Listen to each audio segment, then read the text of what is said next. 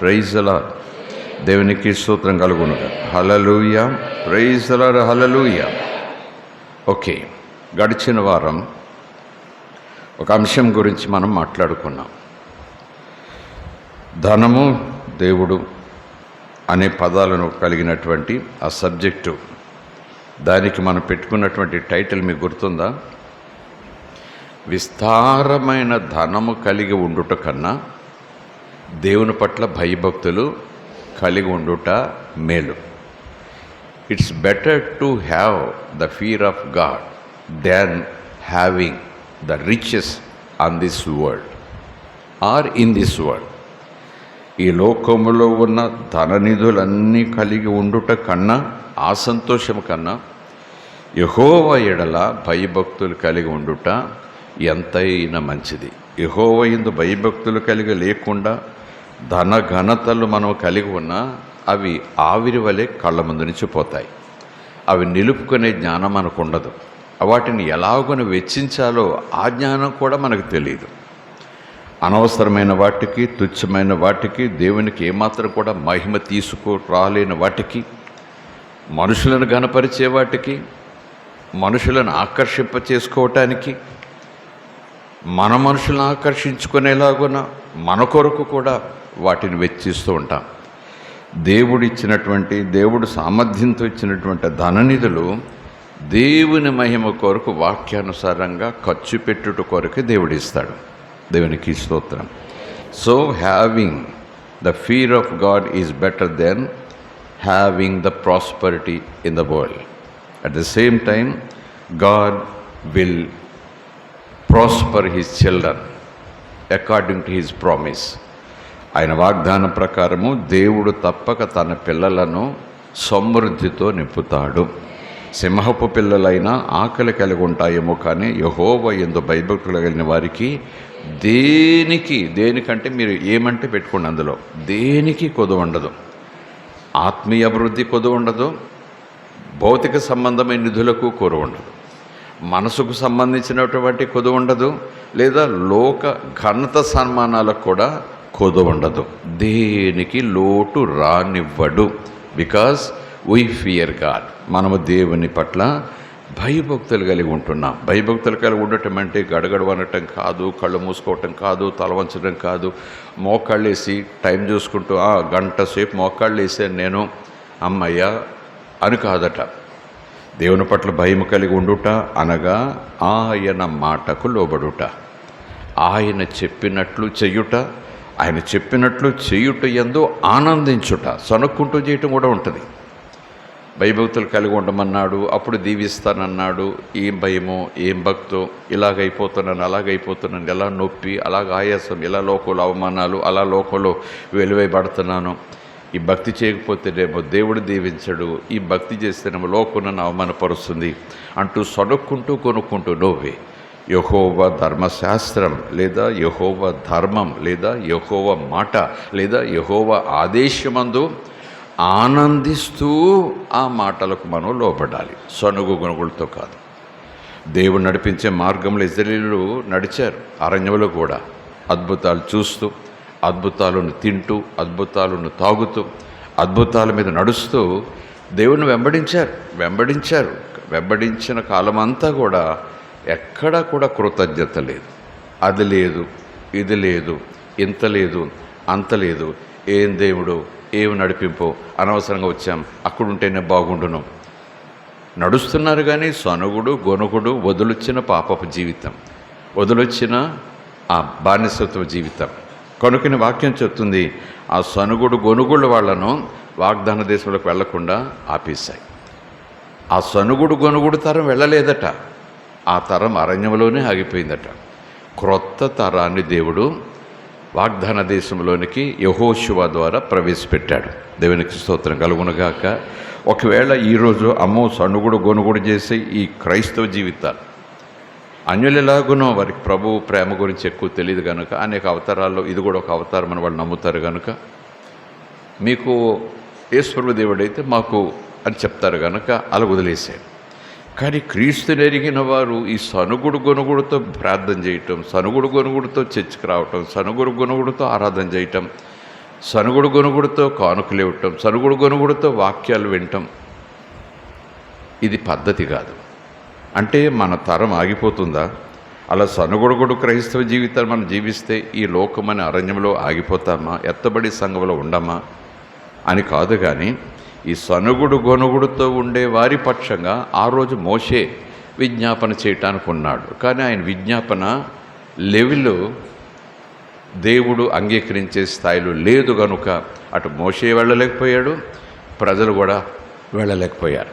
ఇప్పుడు మోషే కన్నా గొప్పవాడు, మోషే కన్నా ముందున్నవాడు, మోషేను భూమి మీదకి పంపించినవాడు, యేసు మన పక్షముగా ప్రధాన యాజకుడిగా ఉన్నాడు కనుక సనుగుడు గొనుగుడుతో ఉన్నా సరే యేసై మనకు ఉన్నాడు కనుక పాలు తెలపరించే దేశం పరలోకం వెళతాము అనే హామీ కాదండి. అక్కడ మనం సనుగుడు గొనుగుడు కలిగి అయ్యో తప్పు చేశాను అనే మాట ప్రభు దగ్గర మనవి చేస్తే చాలు. ఈ కొత్త తరం, క్రొత్త సృష్టి క్రీస్తునందున్న వారికి ఏ శిక్షా విద్య లేదు కనుక ప్రభువులో మనం యేసును బట్టి క్రొత్త సృష్టి, క్రొత్త తరం కనుక ఈ తరం తప్పకుండా పరలోకి వెళుతుంది క్రీస్తుని బట్టి. ప్రైజ్ ది లార్డ్, హల్లెలూయా. అక్కడ మోషే నడిపించలేకపోయాడు అవిధేయత వల్ల. బండతో మాట్లాడమంటే కర్రతో కొట్టాడు. ఒకప్పుడు అలా చెప్పారు దేవుడు, నువ్వు కర్రతో కొట్టు నీళ్ళు ఇస్తుంది అన్నాడు. కర్రతో కొట్టాడు, నీళ్ళు వచ్చాయి. మళ్ళీ అదే పరిస్థితి ఎదురైంది తర్వాత కూడా కొంతకాలానికి. అప్పుడు ప్రభు ఏం చెప్పారంటే ఆ బండతో మాట్లాడు అన్నాడు. ఇజ్రాయేలు కోపంతో వాళ్ళ సనుగుడు గొనుగుడుతో తన టెన్షన్ తెచ్చేసుకుని వాళ్ళ మీద ఆయేస్తుంది. ఎంతకాలం ఇలా దేవుని మీద తిరగబడతారు, ఎంతకాలం దేవుడు మిమ్మల్ని ఎలా పోషిస్తాడు, ఎప్పుడు అర్థం చేసుకుంటారు మీరు దేవుణ్ణి, ఎప్పుడైనా మీరు నమ్ముతారు అంటూ ఒక రకమైన ఆయాసంతో, దుఃఖంతో, కోపంతో మూర్ఖతరం వారు మీలాంటి వాళ్ళు ఎలా నడిపిస్తాను నేను, దేవుడు మాత్రం ఎలా నడిపిస్తాడు మిమ్మల్ని అంటూ కోపంతో మాట్లాడమని దేవుడు చెప్పిన కోపంతో కర్రతో కొట్టాడు. ఒకప్పుడు అదే జరిగింది కదా. నీళ్ళైతే వచ్చాయి, రాకూడదు. నిజానికి నీళ్ళైతే రాకూడదు, ఎందుకంటే చెప్పినట్లు చేయలేదు కనుక నీళ్ళు రాకూడదు. దేవుని కనికరం, ఎందుకంటే ఇతని అవిధేయత వల్ల ఇజ్రాయేలీయులు దాహంతో చచ్చిపోకూడదు. నీళ్ళైతే రప్పించాడు, కానీ మోషేతో అన్నాడు, నేను చెప్పినట్లు చేయలేదు కనుక వాగ్దాన దేశంలోనికి వీళ్లను నువ్వు నడిపించవు, నేను మరొకరి చేత నడిపిస్తాను అన్నాడంతే. ఇప్పుడు మనకు అలా తొందరపాటుగా వెనక ముందు ఆలోచన చేసుకుండా నడిపించే వ్యక్తుల వల్ల మనం నడిపించబట్టలేదు. కాపర్లున్నా, సువార్థికులున్నా, అపుస్తలున్నా, బోధకులున్నా, ప్రవక్తలున్నా వాళ్ళు కాదు మనం నడిపించేది. వాళ్ళు దేవుని మాటలు చెప్పేవారంతే. మనలను నీళ్లలోకి వెళ్ళిన క్షణము నుంచి, ఆయనను మన హృదయంలోకి రమ్మన్న ఆ క్షణము నుంచి చెయ్యి పట్టుకుని పరలోకం చేరే వరకు విడిచిపెట్టనన్న ఆ ప్రధాన యాజకుడు మనకు కాపరి ఉండగా మనం బుద్ధిగా తలదించుకుని ఆ ప్రధాన కాపరైన యేసయ్య వెనకాల వెళ్ళాలంతే చాలు. దేవునికి స్తోత్రం. So it's better to have the fear of God than having riches. But God will surely bless his children without any doubt, because he promised to Abraham. He made a covenant with Abraham. అబ్రహాముతో నిబంధన చేశాడు కనుక, అబ్రహాముకు వాగ్దానం ఇచ్చాడు కనుక, నీ ద్వారా నిన్ను బట్టి అనేక మంది దీవించబడతారు అంటే అబ్రహాం మరి 100-200 చచ్చిపోతాడు కదా. ఉన్నంతకాలం తనున్న దగ్గర డబ్బు పంచిపెడతాడేమో అబ్రహాము. మరి అయిపోయాక ఇస్సాకు, యాకోబు, ఇక ఎలాగ వారసులు దీవించబడతారంటే అబ్రహాముకి ఏదైతే వాగ్దానం ఇచ్చాడో ఆ వాగ్దానము తర్వాత జనాంగాలకి అదే సమృద్ధిని ఇస్తూ పోతుందన్నమాట. అబ్రహాము లేకపోయినా ఆ వాగ్దానం చచ్చిపోదు. అబ్రహాముకు ఆయుష్కాలం 200 ఒకవేళ దేవుడు పెట్టినా ఈ దేవుడు మాటకు ఆయుష్కాలం లేదు, అది నిరంతరము ఆయువుతోనే ఉంటుంది. దేవునికి స్తోత్రం కలుగునుగా. ఎప్పుడు అది ఆయువుతోనే ఉంటుంది, ఎప్పుడు అది శక్తితోనే ఉంటుంది, ఎప్పుడు అది సత్యంతోనే ఉంటుంది, ఎప్పుడు అది నేను ఉన్నాను నేను ఉండేవాడను అంటూనే ఉంటుంది. ఆది యందు వాక్యం ఉండెను, వాక్యం దేవుని యొద్ద ఉండెను, వాక్యమే దేవుడై ఉండెను. ఆ వాక్యమే శరీరం ధరించుకుని మన మధ్య కృప సత్య సంపన్నునిగా నివసించెను. దేవునికి స్తోత్రం కలుగునుగాక. Praise the lord, hallelujah. So ఈరోజు ఈ ప్రాస్పరిటీ గురించి ప్రభు పలికిన ఆలోచింపచేసే, మనకు తొందరపడకుండా నిదానంగా ఆలోచనతో వివేచనతో అర్థం చేసుకోవటానికి ప్రయత్నం చేసే ఆ నడిపింపులోనికి మనం తీసుకువెళ్ళే 2 మాటలు లేదా కొన్ని వచనాలు మనం చదువుకుందాం. దేవునికి స్తోత్రం. నీ వాక్యమే నన్ను బ్రతికించెను, బాధలలో నెమ్మదినిచ్చెను. నీ వాక్యమే నన్ను బ్రతికించెను, బాధలలో నెమ్మదినిచ్చెను. కృపా సత్య దయా శక్తి సంపూర్ణుడా, వాక్యమై ఉన్న యేసు వందనమయ్యా. కృపా సత్య దయా శక్తి సంపూర్ణుడా, వాక్యమై ఉన్న యేసు వందనమయ్యా. నీ వాక్యమే నన్ను బ్రతికించెను, బాధలలో జిగటగల భూమి నుండి లేవనెత్తెను, సమతల మగు భూమిపై నన్ను నిలిపెను. జిగటగల భూమి నుండి లేవనెత్తెను, సమతల మగు భూమిపై నా పాదములకు దీపమాయెను, నా పాదములకు దీపమాయెను. సత్యమైన మార్గములో నడుపుచుండెను, నన్ను నిత్యమైన మార్గములో. వాక్యమే నన్ను నా బాధలలో నెమ్మదినిచ్చెను, నా బాధలలో నెమ్మదినిచ్చెను. హల్లెలూయా, హల్లెలూయా. అభ్యంతరం లేకపోతే 2 చేతులెత్తి బిగ్గరగా వేసే స్తోత్రం చేయండి. హల్లెలూయా, హల్లెలూయా. మత్తయి సువార్త 6వ అధ్యాయం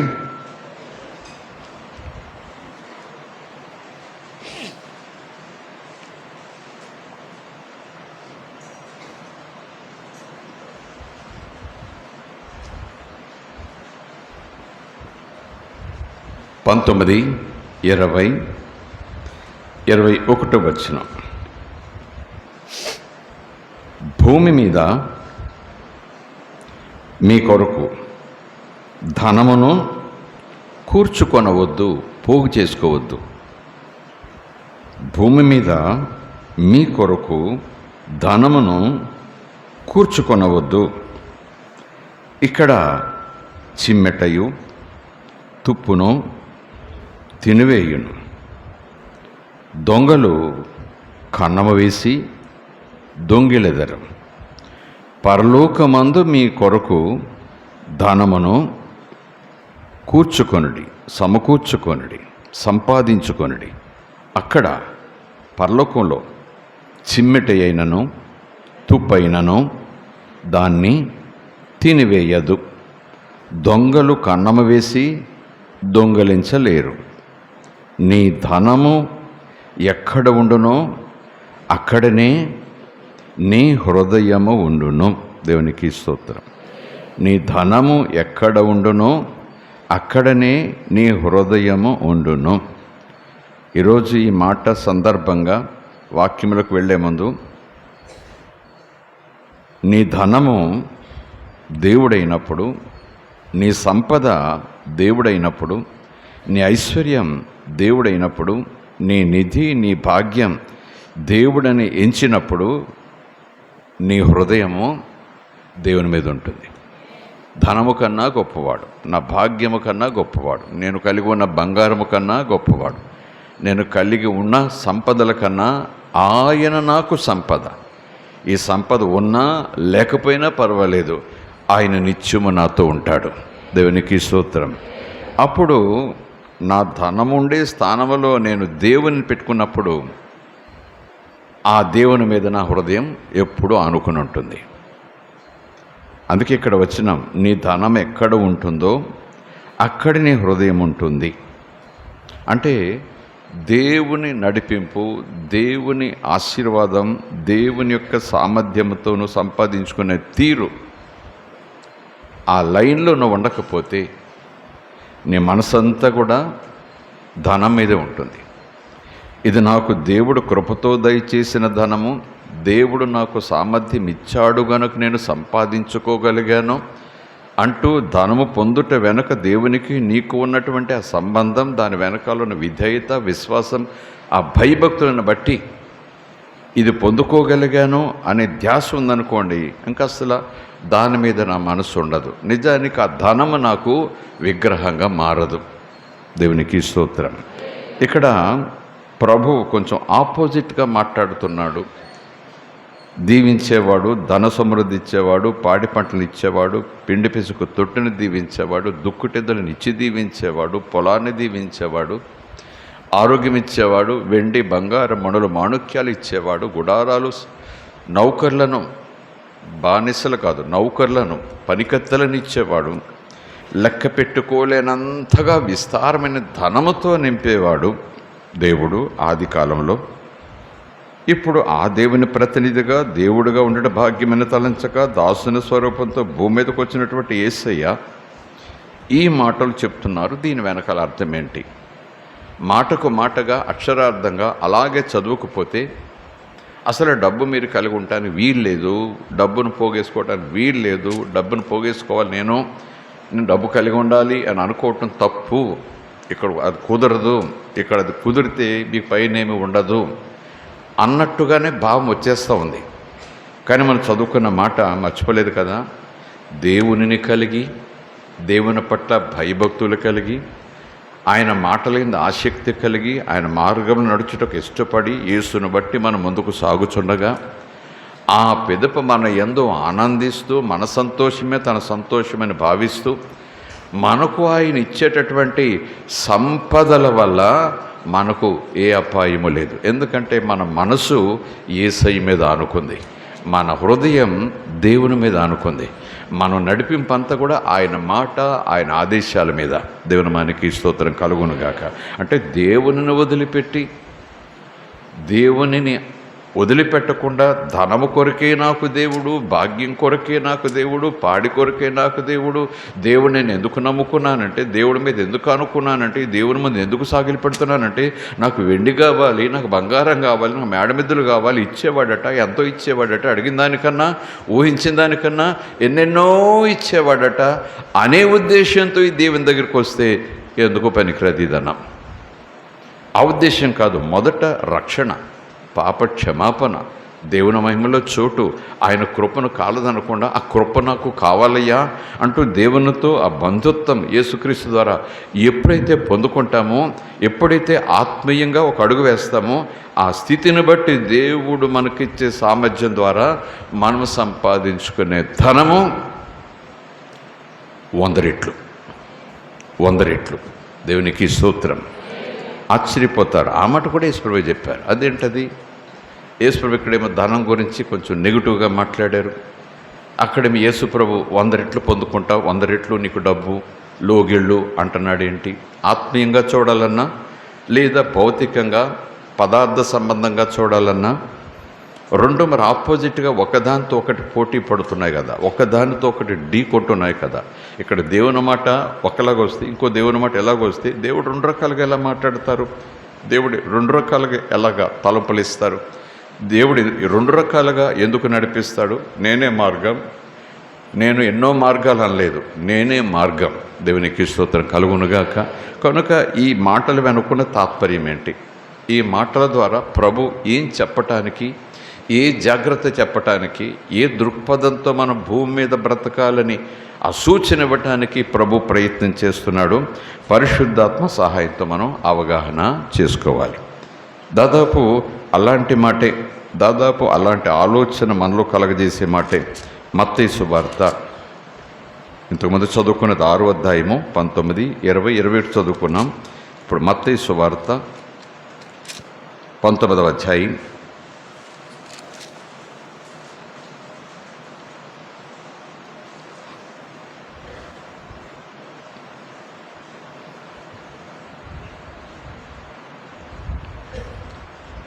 23 నుంచి లేదా 23-24 దేవునికి స్తోత్రం చెబుదాం. యేసు తన శిష్యులను చూచి, ఇంతకుముందు కూడా తన శిష్యులను చూసే చెప్పారు. అక్కడ ఇంకా చాలామంది ప్రజలు వచ్చారు. 5, 6, 7 అధ్యాయాలు మత్తయి సువార్త కొండ మీద బండ మీద కూర్చుని మాట్లాడిన 3 దినాలు మాట్లాడిన బోధ అని బైబిల్ పండితులు చెప్తుంటారు. దేవుని రాజ్యం సమీపించింది, మారుమనసు పొందండని 40 రోజులు ఉపవాసం ఉండి ప్రార్థనలో ఉండి అపవాది చేత శోధించబడి అపవాదిని గెలిచి దేవునికి లోబడి దేవుని దూతల ద్వారా పరిచర్యలో తాను కాస్త ధైర్యం శక్తి పొందుకొని వెంటనే ప్రకటిస్తూ వచ్చాడు. సువార్త ప్రకటిస్తూ తిరిగాడు. ఎప్పటికప్పుడు విశ్రాంతి దినాన్ని సమాజ మందిరంలోకి వెళ్ళిపోతూ వాక్యం చదివేవాడు, వాక్యం చెప్పేవాడు. దేవునికి స్తోత్రం. హల్లెలూయా, ప్రైజ్ ది లార్డ్, హల్లెలూయా. అలాంటి సందర్భంలో 6వ అధ్యాయంలో ధన్యతలు 5వ అధ్యాయంలో ప్రారంభిస్తే మధ్య మాట ఎక్కడ ప్రార్థన గురించి అది చెప్తారు. మీరు ప్రార్థన చేసేటప్పుడు ఇలా చేయొద్దు, ఇలా చేయండి, ఉపవాసం చేసేటప్పుడు ఇలా చేయొద్దు, ఇలా చేయండి అని చెప్పిన 6వ అధ్యాయం. అదే 6వ అధ్యాయంలో కింద మాటల్లో ఈ బోధ వచ్చింది. మనం చదువుకున్న మాట 6వ అధ్యాయం 19, 20, 21. ఇప్పుడు మత్తయి సువార్త 10వ అధ్యాయం 23-24 చూస్తే ఇది కూడా యేసు ప్రభు చెప్పిన మాటే. యేసు తన శిష్యులను చూచి, ధనవంతుడు, భాగ్యవంతుడు, సంపదలు కలిగిన వాడు అనుకోండి, ధనవంతుడు పరలోక రాజ్యములో ప్రవేశించుట అసాధ్యం, దుర్లభం. It is impossible. ఆయన ఇంపాసిబుల్ అంటే ఇంపాసిబులే. There is no possibility at all. కొంచెం కూడా సొంత లేదు, కొంచెం కూడా ఎక్సెప్షన్ లేదు, కొంచెం కూడా ఎగ్జంప్షన్ లేదు, ఏ రికమెండేషన్ కూడా చెల్లదు అన్నట్టు అనమాట. It's impossible. ధనవంతుడు పరలోక రాజ్యంలో ప్రవేశించుట దుర్లభము అని మీతో నిశ్చయముగా చెప్పుచున్నాను. ఇదిగాక ధనవంతుడు పరలోక రాజ్యంలో ప్రవేశించుట కంటే సూది బెజ్జములో ఒంటె దూరుట సులభము అని మీతో చెప్పుచున్నాను అనేను. శిష్యులు ఆ మాట విని మిక్కిలి ఆశ్చర్యపడి, అలాగైతే ఇంకెవడు రక్షణ పొందగలడు, ఇంకెవడు పరలోక రాజ్యం చేరగలడు అనే సంశయం శిష్యులే ప్రశ్న రూపంగా ప్రభు ముందు పెట్టారు. దేవునికి స్తోత్రం, ప్రైజ్ ది లార్డ్, హల్లెలూయా. 6వ అధ్యాయంలో మాట మర్చిపోవద్దు. ఈ 19వ అధ్యాయంలో ప్రభు చెప్పిన 23-24 మర్చిపోవద్దు. ఒకవేళ మీరు నేను అనుకున్నట్టుగా అస్సలు డబ్బు అంటే దేవునికి అసహ్యం, డబ్బు చూస్తేనే దేవుడు చిరాకు పడతాడు అంత కాదు, కానీ అలాంటి భావంతో ఉంటాడు, పేదోళ్ళ వైపు చూస్తాడు, పేదోళ్ళని పట్టించుకుంటాడు అనే భావన, అలాంటి భావనతో అలాంటి తాత్పర్యంతో ధనవంతులైన వారు వాళ్ళ ధనమును అందరికి ఇచ్చేసి విడిచిపెట్టేసి దుమ్ముధూళితో ఉన్నటువంటి ఒక్క జత బట్టలు కట్టుకుని అరిగిపోయిన చెప్పులు వేసుకుని చెట్టు కింద పడుకుని గుడిసెలో పడుకుంటూ ఆత్మ విషయమై పేదలైన వారు ధన్యులు, పరలోక రాజ్యము దీనత్వం అన్నట్టుగా ఆ మాటలను ఆ విధంగా అర్థం చేసుకుని పేదల వైపే దేవుడు చూస్తాడు. ఒక్క రూపాయి జేబులో ఉన్న పరలోకంలో డోర్స్ క్లోజ్, రూపాయి కూడా నేను కలిగి ఉండకూడదు అనే భావన తాత్పర్యంతో ఆది కాలంలో తర్వాత ఇప్పుడు కూడా అలాంటి బోధలు విపరీతంగా ఉన్నాయి. అవి నిజమన్నట్టుగానే కొన్ని లేఖనాలు మన ముందుకు వాళ్ళు తీసుకొస్తారు. ఇక్కడున్న లేఖనాలే. ఎలా బ్రతికేది, మనం బ్రతకటమే కాదు పక్కోడికి ఎలా సహాయం చేసేది. నాకే దిక్కు లేకపోతే తినటానికి పక్కోడు ఆకలి ఎలా తీరుస్తాను, నాకే దిక్కు లేకపోతే తినటానికి నాకు ఒక భార్యను పిల్లలను ఇచ్చాడు కదా దేవుడు, కాపురం పెట్టించాడు కదా, నడు ఒంటరిగా ఉండుట మంచిది కాదన్నాడు కదా, ఆ భార్య ద్వారా నువ్వు సంతానం పొందాలి అన్నాడు కదా, నేను ఈ బహుమానాలు ఇవ్వాలనుకుంటున్నాను అంటూ గర్భఫలము యెహోవా దయచేయు బహుమానము అన్నాడు కదా, నేనైతే పేదోడుగా ఉండి నేను దేవుని దగ్గరికి వెళతాను అంటూ పుట్టిన బిడ్డలకు నోటి దగ్గర కూడు కొట్టేయాలని నేను పాలు దాక్కోవడం ఏడుస్తూ ఉంటే ఇంకా దేనికో వాళ్ళు ఆశపడతా ఉంటే, ఆశ అంటే బతకటానికి. కనుక నేను ₹1 ఉంటే పరలోకం వెళ్ళను. ఊరికే ఉదాహరణకు చెప్తున్న సుమా, కొంతమంది ఆలోచన విధానం అంత తీవ్రంగా ఉంటుంది. ₹1 అయినా సరే దేవుడు పరలోకం రానివాడు తెలుసా అన్నట్టుగా ఆ స్థాయిలో మాట్లాడతారు కొంతమంది. మరి ఈ స్థాయిలో ఈ యజమాని ఆ భావనతో, సమర్పణతో ప్రభు కోసం బ్రతుకుతాను, ప్రభు పెడితే తింటాను, పక్షులు పోషించటం లేదా ఏంటి అని చెట్టు కింద కూర్చుంటే, ఈ భార్య సంగతి ఏంటి, ఈ పిల్లల సంగతి ఏంటి, వాళ్ళని ఎవరు పోషిస్తారు? లేఖనంలో కూడా పరిశుద్ధాత్ముడు రాయిస్తాడు, ఎవరైనా విశ్వాసం అయిన తర్వాత భార్య బిడ్డలను లేదా కుటుంబాన్ని పోషించుటకు అతడు ప్రయత్నం చేయకపోతే వాడి భక్తి వ్యర్థము అన్నాడు పరిశుద్ధాత్ముడు. దేవునికి స్తోత్రం. ఇంకా ఒక అడుగు ముందుకు వేసి చూపిస్తాం. ఆ వచనం కూడా మనం చదువుకుంటాం. ఒక అడుగు ముందుకు వేసి అంటాడు, కుటుంబం అంటే ఆ ఇరు కుటుంబం, ఈ పొరుగు కుటుంబం, ఆ వీధిలో కుటుంబం, ఆ కుటుంబాల దగ్గరికి వెళ్ళి నేను భోజనం పెట్టే కన్నా ముందు నా కుటుంబానికి భోజనం పెట్టాలి. నా భార్య పిల్లలకు నేను ఆకలి లేకుండా చేయాలి. పచ్చడి మెతుకులన్నా వాళ్ళకు పెట్టాలి. వాళ్ళకు పెద్దగా రాజులు తాగేటటువంటి ఆ శ్రేష్టమైన ద్రాక్షరసపు పానీయాలను ఇవ్వకపోయినా కడుపు నింపుకుని దాహం తీర్చుకుని సొమ్మసిల్లిపోకుండా దేవుడు పెట్టిన సిస్టమ్, ఆ మెటబాలిజం, ఆ బయాలజీ నడిచేలాగున కాస్త నీరు లోపలికి వెళ్తుండాలి. ఆ నీరైనా ఇవ్వగలిగిన వాడిగా ఉండాలి యజమాని. తన సొంత భార్య బిడ్డలను పోషించకపోతే వాడి భక్తి అంతా ఇంత, నేను దేవునికి ఎంత దగ్గరగా ఉన్నాను, అంత దగ్గరగా ఉన్నాను, నేను దేవుని కోసం చూశారా, చిరిగిపోయిన బట్టలు వేసుకుంటున్నాను, దేవుని కోసం చూశారా, పరిశుద్ధాత్ముడు అంటున్నాడు, ఆ భక్తి వ్యర్థం. దేవునికి స్తోత్రం. మరి ఎందుకు యేసు ప్రభు ఈ మాటలు ఇలా చెప్పారు? ఆ విషయంలో మనం ఆలోచించేయాలి. దేవునికి స్తోత్రం. దానికి సమాధానం ఆ 19వ అధ్యాయంలోనే నేను చెప్తాను. యేసు ప్రభు ఒక మాట మనం అనుకున్న ఉద్దేశంతో చెప్పాడు అని అనుకుంటే, వినండి, మనం చదువుకున్నటువంటి 19వ అధ్యాయంలో ఆ 23, 24 మాట చదువుతుంటే మనకు ఒక అవగాహన వచ్చింది, మనకు ఒక ఆలోచన వచ్చింది. దాన్ని ఒకలాగా అర్థం చేసుకున్నాం. మనం అర్థం చేసుకునేలాగున దేవుడు అలా మాట్లాడాడు అని మనం అనుకుంటే, ఆ తర్వాత వచనాలు చూస్తే మరి ఇదేంటి మళ్ళీ దేవుడు ఇక్కడ ఇలా మాట్లాడుతున్నారు, కాదు యేసు ప్రభు ఇక్కడ ఇలా మాట్లాడుతున్నాడు అన్నట్టుగా కూడా ఆలోచన వచ్చే వచనాలు కింద ఉంటాయి. చూడండి, శిష్యులు ఏమన్నారు? ఆశ్చర్యపోయారు. అలాగైతే ఎవడు రక్షణ పొందగలడు అని అడుగగా, యేసు వారిని చూచి, 23వ వచనం, యేసు తన శిష్యులను చూచి, 26వ వచనం, యేసు వారిని చూచి. ఇక్కడ కొన్ని టీచింగ్ ప్రిన్సిపల్స్, టీచరు స్టూడెంట్స్, గురువు శిష్యులు, నేర్పించేవాడు నేర్చుకునేవాడు, సత్యాన్ని వివరించి చెప్పేవాడు, సత్యం తెలుసుకోవాలని ఆసక్తితో ఉండేవారు. ఆ టీచింగ్ ప్రిన్సిపల్ ఏంటంటే, టీచింగ్ ఆ మెయిన్ ప్రధానమైనటువంటి ఏమిటంటే శ్రద్ధతో వింటున్నాము అనే దానికి ఒక చిన్న తొలి అడుగు ఏంటంటే, టీచరు స్టూడెంట్స్ని చూస్తూ చెప్పాలి, స్టూడెంట్స్ టీచర్ని చూస్తూ వినాలి. దేవునికి స్తోత్రం. ఇది మామూలుగానే టీచర్ ట్రైనింగ్లో చెప్తారు. స్టూడెంట్ సైకాలజీ అని టీచర్స్కి బీఈడి చేసిన, లేకపోతే డిఎడ్ చేసిన, టీటీసీ చేసిన ఆ టీచర్ ట్రైనింగ్లో సైకాలజీ, పిల్లల సైకాలజీ, ఏ వయసు, వాళ్ళు వినే విషయం ఏ స్థాయిలో ఉంటుంది, ఎలా చెప్పాలి అనే విధానాలకి ఒక సబ్జెక్ట్ ఉంటుంది. అందరూ ఇది శ్రేష్టమైన మాట. నేను బీఈడి చేయలేదనుకోండి, టీచర్ ట్రైనింగ్ కూడా నేను పొందలేదనుకోండి, కానీ ఇలాంటి వచనాలు వచ్చినప్పుడు చట్టాలను దేవుడు జ్ఞాపకం చేస్తాడు.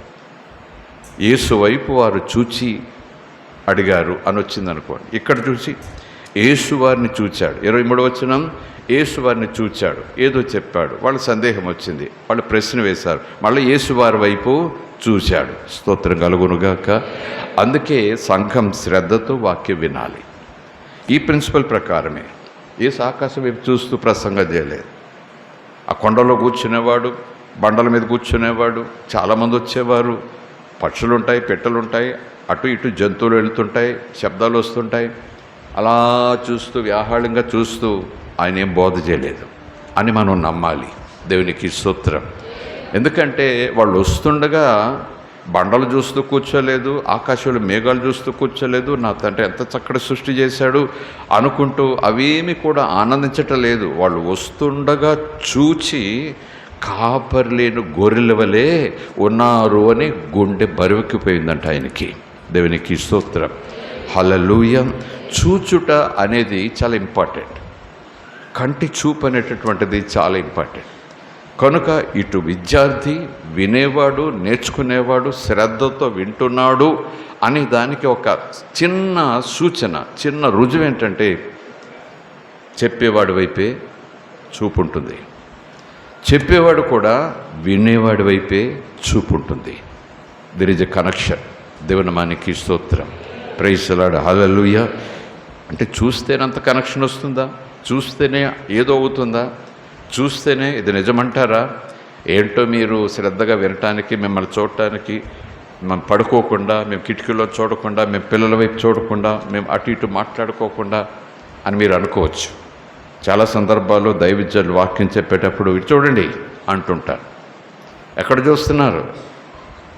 అటువైపు ఎవరున్నారు? మీరు ఎవరిని చూస్తున్నారు? మీరు ఎవరినో చూస్తూ వాక్యం వింటే ఎలాగెక్కుతుందో బుర్రలోకి మీకు అంటుంటే మనం అనుకుంటాం, ఈ పాస్టర్ గారు మమ్మల్ని మెడ కూడా తెప్పినవడమ్మా, ముందుకు వరగనివ్వడమ్మా, కనురెప్ప పడనివ్వడమ్మా, అమ్మో ఎంత సీరియస్, మరి అలాగైతే అలాగా, మనం కూడా మనుషులమే కదా అని అనుకుంటుంటాం.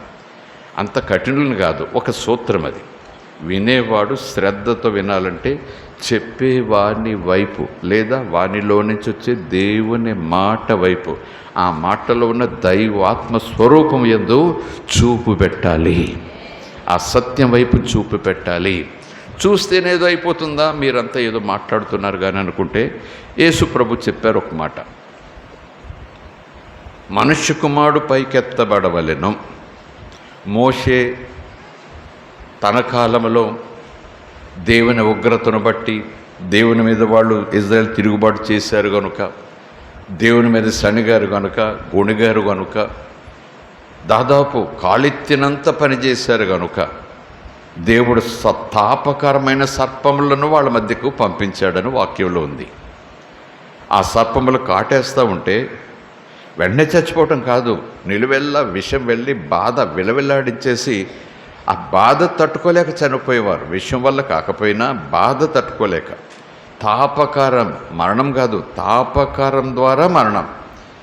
ఆ వేదన, ఆ చేదు, ఆ బాధ తట్టుకోలేని నొప్పి. అప్పుడు మోషే వెళ్ళి బ్రతిమలాడితే యెహోవా కనికరము చూపి ఒక ఇత్తడి సర్పమును చేయించు, దాన్ని పెద్ద మ్రాను మీద కట్టి మీద పెట్టి అందరికీ కనపడేంత ఎత్తులో పెట్టు, పాళెం మధ్యలో పెట్టు, ఆ కాలనీ మధ్యలో పెట్టు, గుడారాల మధ్యలో.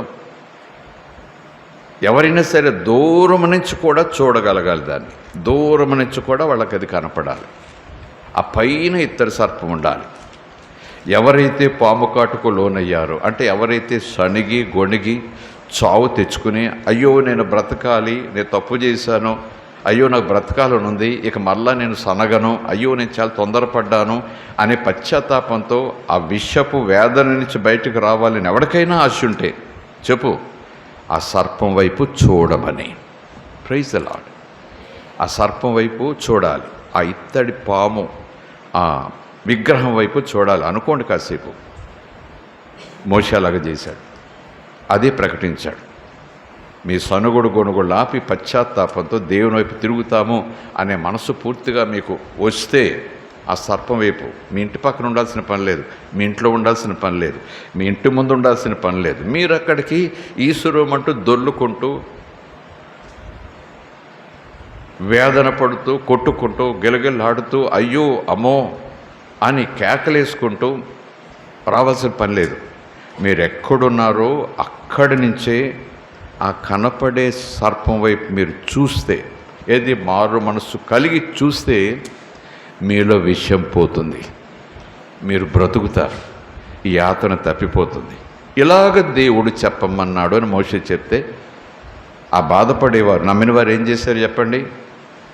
సర్పం వైపు చూశారు, బ్రతికిపోయారు. కొంతమంది నమ్మలేదు. చూడటం ఏంటి? చూస్తే అయిపోతుందా? చూస్తే ఏమైనా మందా? అది కనపడితే మాలోకి ఏదో వచ్చేసినట్టు అయిపోతుందా? ఎలా పోతుంది? మా సర్వశరీరంలోని వేదన, నొప్పి విలవిలాడించేస్తుంది, బాధ. ఒక మందు లేదు, ఒక మాకు లేదు, ఒక నూనె లేదు, ఒక వేరు లేదు, ఒక ఆకు లేదు, ఏమీ లేదు. మా లోపలికి లేదు, మా ఒంటి మీదకి లేదు. చూస్తే ఏమవుతుంది అని కొంతమంది ఆ గుడారాల తెరలు బిగించుకొని కూర్చున్నారేమో, గొల్లని ఏడుస్తున్నారు. కానీ నమ్మలేదు కనుక ఎవడ పడతాడు ఇలాగ అనుకోలేదేమో, అనుకుంటే ఏమో. కానీ నమ్మిన వారు ఏం చేస్తారు చెప్పండి? అక్కడికి వెళ్ళాలి, ఎలా వెళ్ళాలి, అమ్మో అంత దూరం అనుకోలేదట. ఉన్న మాటున తెర తొలగించి అలా చూశారట. అదేంటో ఆశ్చర్యం. వెంటనే అంతవరకు బిలబిల్లాడించిన విషయం ఎక్కడ పోయిందో పోయింది. మంచి ఆరోగ్యం వచ్చేసింది. దేవునికి స్తోత్రం. ఎందుకు ఈ మాట చెప్తున్నానంటే, దేవుని మాట అలా నమ్మాలి. దేవుని మాట అలా నమ్మాలి. మోషే ఇత్తడి సర్పం చేయించి పైకెత్తినప్పుడు ఇజ్రాయేలు దాన్ని చూసినప్పుడు ఎలాగైతే ఆ విషయం, ఆ విరుగుడు, అవిధేయత, ఆ తిరుగుబాటు, దేవుని మీద సడుగొనిగే విధానం అనే విషయం, పాపం ఎలాగైతే వారు నిలువెల్లా ప్రవహించి మరణంలో తీసుకెళ్ళిందో, అలాగే మనుష్య కుమారుడు కూడా మాను మీద ఎత్తబడి వేలాడాలి. అది యేసుప్రభు శిలువ.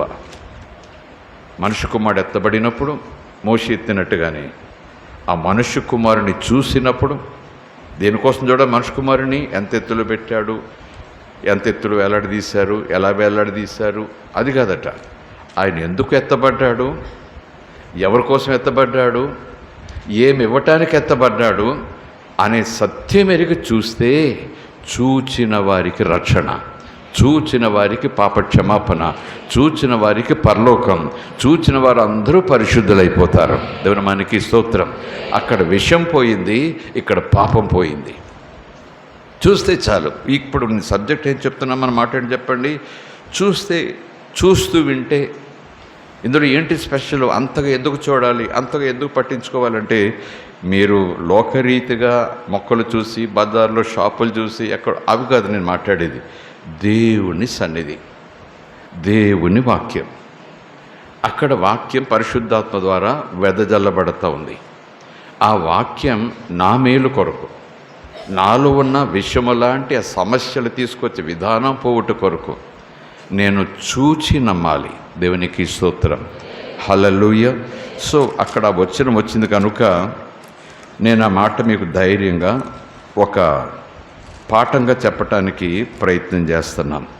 8వ అధ్యాయం మత్తయి సువార్త 19వ అధ్యాయం 23వ వచనం. యేసు తన శిష్యులు చూసి మాట్లాడాడు. వెంటనే శిష్యుల మాట విని ఆశ్చర్యపోయి ఒక ప్రశ్న వేశారు. వెంటనే 26వ వచనం. యేసు వారిని చూచి అప్పటికప్పుడు ఇది మనుష్యులకు అసాధ్యం. చూశారు అక్కడ? దేవుడు సాధ్యపరచటం, మనుషులు సాధ్యపరచుకోవటం. దేవునికి అసాధ్యమైంది లేదు, మనుషులకు అసాధ్యమైనవి చాలా ఉన్నాయి. దేవునికి స్తోత్రం. మనిషి తనకు తానుగా ధనము కలిగి, తనకు తానుగా భాగ్యము కలిగి, భాగ్యము ధనము సంపాదించుకున్నటకు తన జీవితం అంతా కూడా ఖర్చు పెట్టి, దేవుని మాటలు యందు కానీ, దేవుని ధ్యాస యందు కానీ, దేవుని సత్యమందు కానీ, అసలు దేవుడు ఉన్నాడు, ఆయన ఇచ్చిన జీవితం ఇది అని ఆ ధ్యాస లేకుండా బ్రతికిన తర్వాత గుడి కట్టించో, గోపురము కట్టించో, దానం చేసో, మరొకటి చేసో, ఈ ధనాన్ని నేను ఖర్చు పెట్టి పరలోకి వెళ్ళిపోతాను పుణ్యం చేసేసి అనుకుంటాడు. ఇంపాసిబుల్. దేవునికి స్తోత్రం. హల్లెలూయా. కొంచెం మనం అవగాహన చేసుకోవడానికి ప్రయత్నం చేస్తున్నాం అంతే. ఎందుకంటే కింద చెప్పిన యేసుప్రభు స్టేట్మెంట్ చూస్తే మళ్ళీ ఆశ్చర్యపోతాం. చూడండి ఆ మాటలు. యేసు వారిని చూచి ఇది మనుషులకు అసాధ్యమే కానీ దేవునికి సమస్తము సాధ్యమే. పేతురు ఏమంటున్నాడు? ఇదిగో ప్రభువా, మేము సమస్తమును విడిచిపెట్టి, సమస్తం అంటే విడిచిపెట్టారట. వలలు విడిచిపెట్టారా? వలలు దాచిన పడ విడిచిపెట్టారా? ఏం విడిచిపెట్టారు? ఇక లోకంలో మాకు ఏమీ లేదు, అన్నట్టు. సమస్తం విడిచిపెట్టామంటే దేంతో మాకు ఇంక లింక్ లేదు. నువ్వు, మేము, నువ్వెక్కడుంటే అక్కడ, నువ్వేం తింటే అది, నువ్వేం తినిపిస్తే అది, మా బ్రతుకు మా భవిష్యత్తు అంతా నువ్వే అన్నట్టు. మేము సమస్తమును విడిచిపెట్టేశాము, నిన్ను వెంబడించము కనుక, నేను వెంబడించాము కనుక మరి మాకేం దొరుకుతుంది అని ఆయన అడుగగా, ఎందుకంటే ధనము కలిగిన వాడు పరలోక రాజ్యంలోనికి ప్రవేశించలేడు. రక్షణ కలుగుతుంది, మోక్షం దొరుకుతుంది, దేవుని యొక్క సహవాసం, దేవుని సాన్నిహిత్యం, సన్నిధి దొరుకుతుంది, ధనముంటే దొరకదు అన్నట్టుగా ప్రభు మాట్లాడారు. వెంటనే వీళ్ళు అన్నారు, అయితే మేము అన్నీ విడిచిపెట్టేశాం, ఒక్క పైసా కూడా మా దగ్గర పెట్టుకోలేదు. వస్త్రం విడిచిపెట్టాం, ఆస్తి విడిచిపెట్టాం, వాళ్ళు విడిచిపెట్టాం, బోటు విడిచిపెట్టాం, మా పనిపాట్ల పక్క పెట్టాం, ఇంటి వారందరినీ కూడా దూరం పెట్టాం, నీతో పాటు వచ్చేసాం. అయితే ఇప్పుడు మాకేం దొరుకుతుంది? విడిచిపెట్టి అంటే ఏమీ లేని వాడికి పరలోకం దొరుకుతుంది అన్నట్టుగా మాట్లాడావు కదా, మరి అన్నీ వదిలేసి వచ్చాం కదా, ఏమీ లేనోళ్ళమే కదా మేము, ఇప్పుడు మాకేం దొరుకుతుంది అంటే మాకు పరలోకం దొరుకుతుంది కదా అన్నట్టు. మాకేం దొరుకుతుంది? ఇదిగో మేము సమస్తం విడిచిపెట్టాము, నిన్ను వెంబడించాము కనుక మాకేమి దొరుకుతుంది? దేవుని రాజ్యం దొరుకుతుంది కదా, ఖచ్చితంగా దొరుకుతుంది కదా, ఏం దొరుకుతుంది అని ఆయన అడుగగా, యేసు అంటున్న మాటలు అండర్లైన్ చేసుకున్నారా? 28, 29 వచనాలు, ఈవెన్ 30 కూడా చదవచ్చు, నో ప్రాబ్లం. అప్పుడు యేసు వారితో ఇట్లా అన్నాడు, ప్రపంచ పునర్జననమందు, ఒకటి అంక ఉంది అక్కడ, పునఃస్థితి స్థాపన యందు, ఏది భూమా ఆకాశమా, వరల్డ్ మ్యాప్ అంటారు కదా, ప్రపంచం వరల్డ్ మ్యాప్ అంటారు, ప్రపంచ పటం అంటారు. ప్రపంచము పునర్జననమందు అంటే ప్రపంచం మరలా జన్మిస్తుంది. ప్రపంచాన్ని మరలా ఎవరో జన్మింపజేస్తారు, పుట్టిస్తారు, కలగజేస్తారు. సృష్టిని కలగజేసిన వాడు, భూమిని కలగజేసిన వాడు సృష్టికర్త దేవుడు. ఈ భూమి గతించిపోతుంది, ఈ భూమి లయమైపోతుంది అన్నట్టుగా చెప్తున్నాడు. ప్రపంచ పునర్జననమందు మనుష్య కుమారుడు తన మహిమగల సింహాసనం మీద ఆసీనుడై ఉండునప్పుడు నన్ను వెంబడించిన మీరును 12 సింహాసనముల మీద ఆసీనులై ఇజ్రాయేలు 12 గోత్రముల వారికి తీర్పు తీర్చుదురు. 29వ వచనం, నా నామము నిమిత్తం అన్నదమ్ములనైనను, అక్క చెల్లెండ్రులైనను, తండ్రినైనను, తల్లినైనను, పిల్లలనైనను, భూములనైనను, ఇండ్లనైనను విడిచిపెట్టిన ప్రతివాడు 100 రెట్లు ఇదిగాక నిత్య జీవము స్వతంత్రించుకుంటాడు. దేవునికి స్తోత్రం. ఇదే మాట మరి 2 సువార్తల్లో కూడా ఉంది.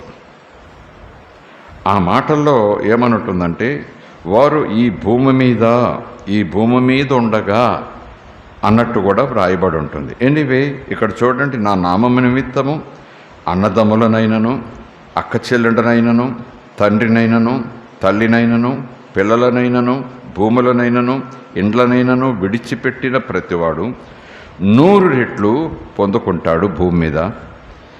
ఇదిగాక నిత్య జీవమును స్వతంత్రించుకుంటాడు. మొదటివారు అనేకులు కడపటివారు అవుతారు, కడపటివారు అనేకులు మొదటివారు అయిపోతారు. దేవునికి స్తోత్రం. Praise the lord. హల్లెలూయా. స్తోత్రం కలుగునుగాక. హల్లెలూయా. ఇవిడి మీకు ఇవ్వబడును అన్నాడు. ఏ కొలతతో మీరు ఇస్తారో ఆ కొలతతోనే మీరు పొందుకుంటారు అన్నాడు.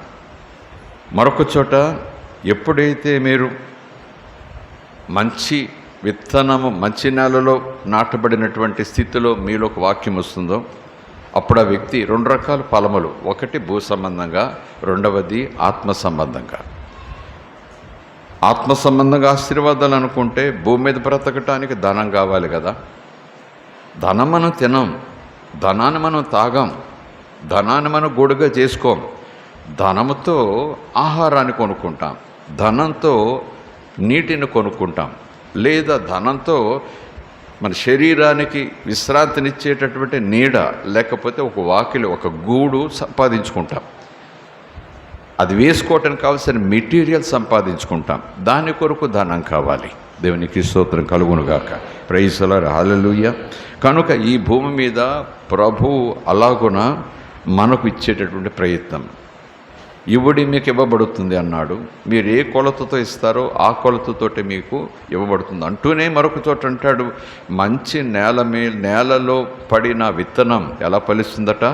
30 అంతలుగా, 60 అంతలుగా, 100 అంతలుగా ఫలిస్తుంది. దేవుని మనకి స్తోత్రం. Praise the lord. హల్లెలూయా. ఇంకా చాలా వచనాలు ఉన్నాయి ప్రభు చెప్పిన మాటలు. మీరు ఏం కావాలో, మీకు ఏం కావాలో అడగండి, ఒక సలహా నేను మీకు ఇస్తున్నాను అంటాడు. మళ్ళా ఏం కావాలో అడగండి అంటూ మరొక చోటి సలహా ఇస్తాడు. మొదట దేవుడు లేదా నా నీతిని, నా రాజ్యాన్ని ఫస్ట్ అంటే సెకండ్ ఉంది ఏదో. ఫస్ట్ మొదట దీన్ని అడగండి, మొదట అదే, చివర అదే, ఇంకేం లేదు. అదే అడగాలి మీరు, ఇంకేం అడగకూడదు. నో అంటలేదు అక్కడ. మొదట దీని మీద దృష్టి పెట్టండి, మొదట దీని మీద ధ్యాస ఉంచండి, మొదట ఈ రీతిగా మీ జీవితాన్ని కట్టుకోవటానికి దేవుని సహాయం కోరుకోండి. ఆ సామర్థ్యాన్ని ఇమ్మని దేవుణ్ణి అడగండి మొదట. దెన్ సెకండ్ మీకు ఏం కావాలో అడగండి. దేవుని మనకి స్తోత్రం. పోగేసుకోవటానికి కాదు. దేవుడు సామర్థ్యం ఇచ్చే కొలది 10, 20 అయిపోతాయి, 20, 40 అయిపోతాయి, 40, 80 అయిపోతాయి అవ్వచ్చు. ఒక కోడి పెట్ట వస్తే 10 గుడ్లు అయితే 10 పిల్లలు, 10 పిల్లలు మళ్ళీ పెట్టలైతే మళ్ళీ 10 పిల్లలు, అలా పెరిగిపోతాయి. అది దేవుని యొక్క సృష్టిలో ఒక భాగం. కానీ మనమే ఒక్కసారి కాదు, ₹1,00,00,000 అయ్యి ప్రభా, ఇంక నీ దగ్గరకు వచ్చే అవకాశమే లేదు, నీ దగ్గరికి రాను, నేను ఇబ్బంది పెట్టను. రోజు తలుపు తట్టి నాకు ₹10 ప్రభా, నాకు ₹5 ప్రభా, నాకు 500 ప్రభా, నీకు ఇబ్బందిగా ఉంది యేసయ్య. మనలో మన మాటగా చెప్తున్నా సుమా, అలా లేదు ఇక్కడ. ఒకవేళ మనం ఆ ఆలోచనతో, అతి తెలివితో, చూడండి, ఆలోచనతో అతి తెలివితో రోజు తలుపు తట్టి నేను ఇబ్బంది పెట్టను, నేను డిస్టర్బ్ చేయను, రోజు నీ వాకిల్లోకి వచ్చే అవకాశం ఉండదు. ఒక్కసారి నాకు ₹1,00,00,000 ఇచ్చావనుకో, అసలు తలుపు తట్టే ప్రసక్తే లేదు. నువ్వు ఇచ్చావని చెప్పుకుంటూ దండం పెట్టుకుంటూ రోజు తినేస్తా. ₹1,00,00,000తో అయిపోయింది, నా జీవితం ముగిసిపోతుంది. అందుకో ₹1,00,00,000 నా ముందు పడాయి, మళ్ళా నీ దగ్గరికి రాను. అర్థమైపోతుంది కదా? మళ్ళా నీ దగ్గరికి రాను, నీ తలుపు తట్టను, నీ ముఖం చూడను. అతి తెలివని చెప్పండి, నేను ఇబ్బంది పెట్టను. రోజు వచ్చి తలుపు తట్టి ఇస్తావా లేదా, నాకు ఎంత అవసరం వచ్చింది, ఈ గోల ఉండదు. నీకు ఇబ్బంది, నాకు కష్టంగా ఉంది. ఒక్కసారి కోటి ఇచ్చావనుకో, నీ మొహమే చూడను. ఆ స్థాయికి వచ్చేస్తారు భక్తులు. అందుకే దేవుడు ఒక్కసారి కోటి ఇచ్చి ఆ కోట్లో నిన్ను ఏదో సెలయేర్లు దింపేలా దింపడండి. నువ్వు ఆయన ఇచ్చింది తీసుకుని ఆయన చిత్తానుసారంగా ఖర్చు పెట్టి పని చేస్తూ పోతే నీ పనిని 100 అంతలయ్యేలాగున సఫలం చేస్తాడు. నువ్వు ఒక విత్తనం వేసేదాన్ని 100 అంతల పంట వచ్చేలాగా చేస్తాడు. అలాగే నిన్ను కోటీశ్వరుని చేస్తాడు. Praise the lord. హల్లెలూయా. దేవుని మనకి స్తోత్రం. నడిచెళ్ళిపోతుంటే కాలికేదో మూట తగిలితే మూటెప్పి చూస్తే వజ్రాలు, వైఢూర్యాలు, ఒకవేళ దేవుడు అలా కోటీశ్వరుని చేశాడని నువ్వు చెప్పొచ్చు. కానీ కొంత సమయం అయిన తర్వాత ఆ వజ్రాల వైఢూర్యాలు నీకు దేవుడైపోతాయి. ఆ వజ్రాల వైఢూర్యాలనే చూస్తూ బ్రతుకుతావు. అదే బ్రతుకు అనుకుంటావు, అదే ఆయుష్ అనుకుంటావు. అది లేకపోతే ఇంక బ్రతకలేను, నాకు భవిష్యత్తు లేదనుకుంటావు.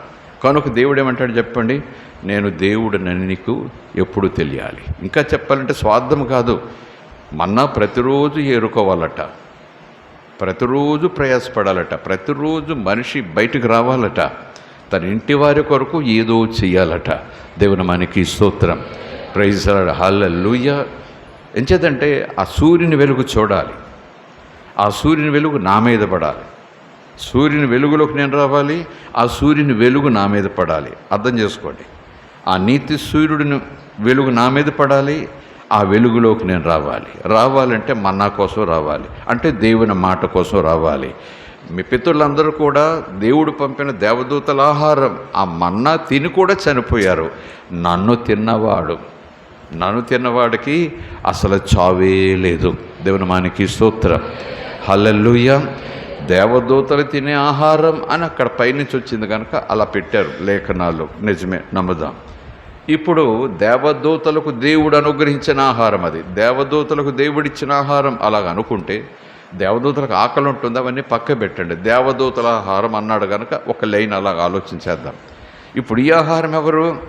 దేవదూతలకు ఆహారం పంచిపెట్టినవాడు తానే ఆహారం అయిపోయి మన చేతులకు వచ్చేసాడు.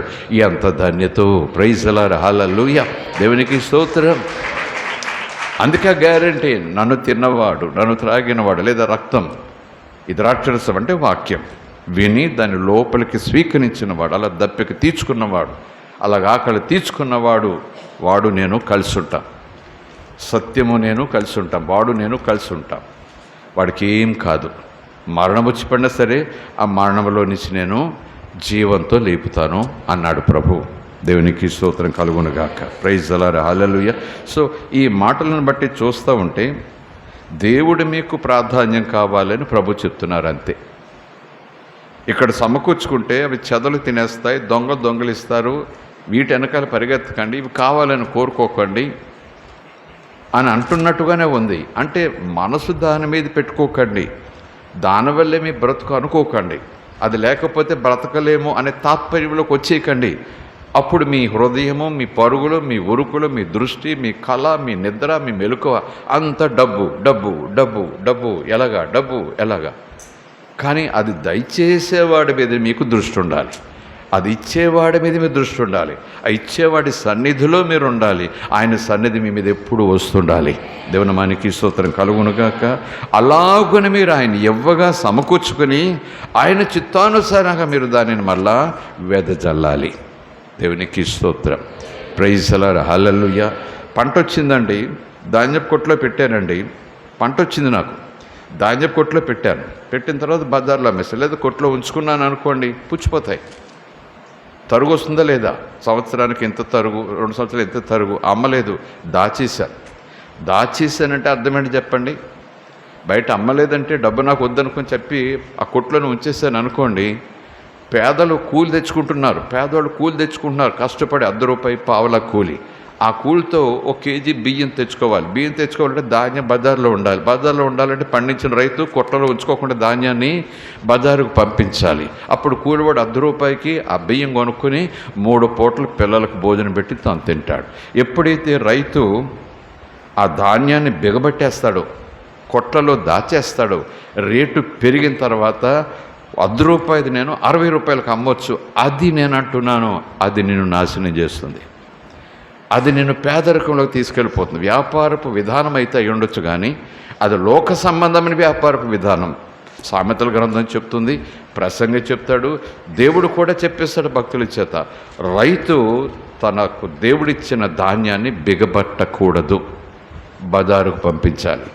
ఎందుకంటే కష్టపడేవాడికి పొలం లేదు, వాడికి విత్తనం లేదు, వాడికి ధాన్యం లేదు, ఎలా బ్రతుకుతాడు వాడు? ₹100 కానీ తింటాడా? ₹100 గ్లాసులు వేసుకుని తాగుతాడా? నోవే.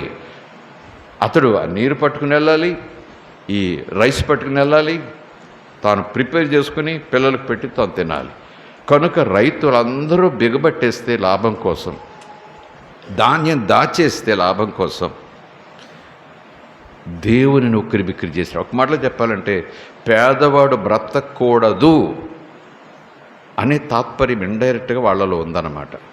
వాళ్ళకి అలాంటి ఆలోచన, అలాంటి దురాశ కలగజేసిన వాడు ఎవరంటే దుష్టుడు. దేవునికి స్తోత్రం. నేను లాభం కోసం 10 సంవత్సరాలు బిగబడతాను, బాగానే ఉంది, ఆ తర్వాత కూటం పెట్టి దేవుడు ₹1 వచ్చేది నేను దాచుకున్న తర్వాత ₹100 వచ్చేలా చేశాడు, కూటం పెట్టి పులావ్ పెట్టవచ్చు అందరికీ. కానీ నేను అది 10 సంవత్సరాలు దాయటం వల్ల నాకైతే ₹100 కలిసి వచ్చేమో, కానీ అది బజారుకు వెళ్ళకపోవటం వల్ల పేదలకు ధాన్యము అందలేదు. ఆ కోణంలో మనం ఆలోచన చేయాలి. దేవుని నామానికి స్తోత్రం. ప్రైజ్ ది లార్డ్, హల్లెలూయా. అర్థమవుతుంది అనుకుంటున్నారు కదా? ఇంత సిస్టమ్ ఉంది అంటే వెంటనే లాభం లేకుండా అలాగ అమ్మేయమని నేను చెప్పను, కానీ ఆ వ్యాపార విధానం మంచిది కాదు అని చెప్పను, కానీ రైతులందరూ కూడా ఆ పండిన కొద్ది ధాన్యాన్ని దాచేసుకుంటే, ఈరోజు అమ్మితే ₹1 వస్తూ ఉంది, పెద్ద లాభం ఉంది నాకు, 10 సంవత్సరాలు దాచేస్తే ₹100 వస్తుంది, బాగుంటుంది కదా, నాకు ఎలాగో ధాన్యం ఉంది, నాకు ఎలాగో ఆకలి వేసినప్పుడు వండుకు తింటా, కొట్లలో ఉంది, ఏం పర్వాలేదు అనుకుంటా. కానీ నాకు తెలియకుండానే వేరొక వ్యక్తి కడుపు కొడుతున్నాను. వేరొక వ్యక్తి దగ్గర డబ్బులున్నా వాడు డబ్బు తినలేడు.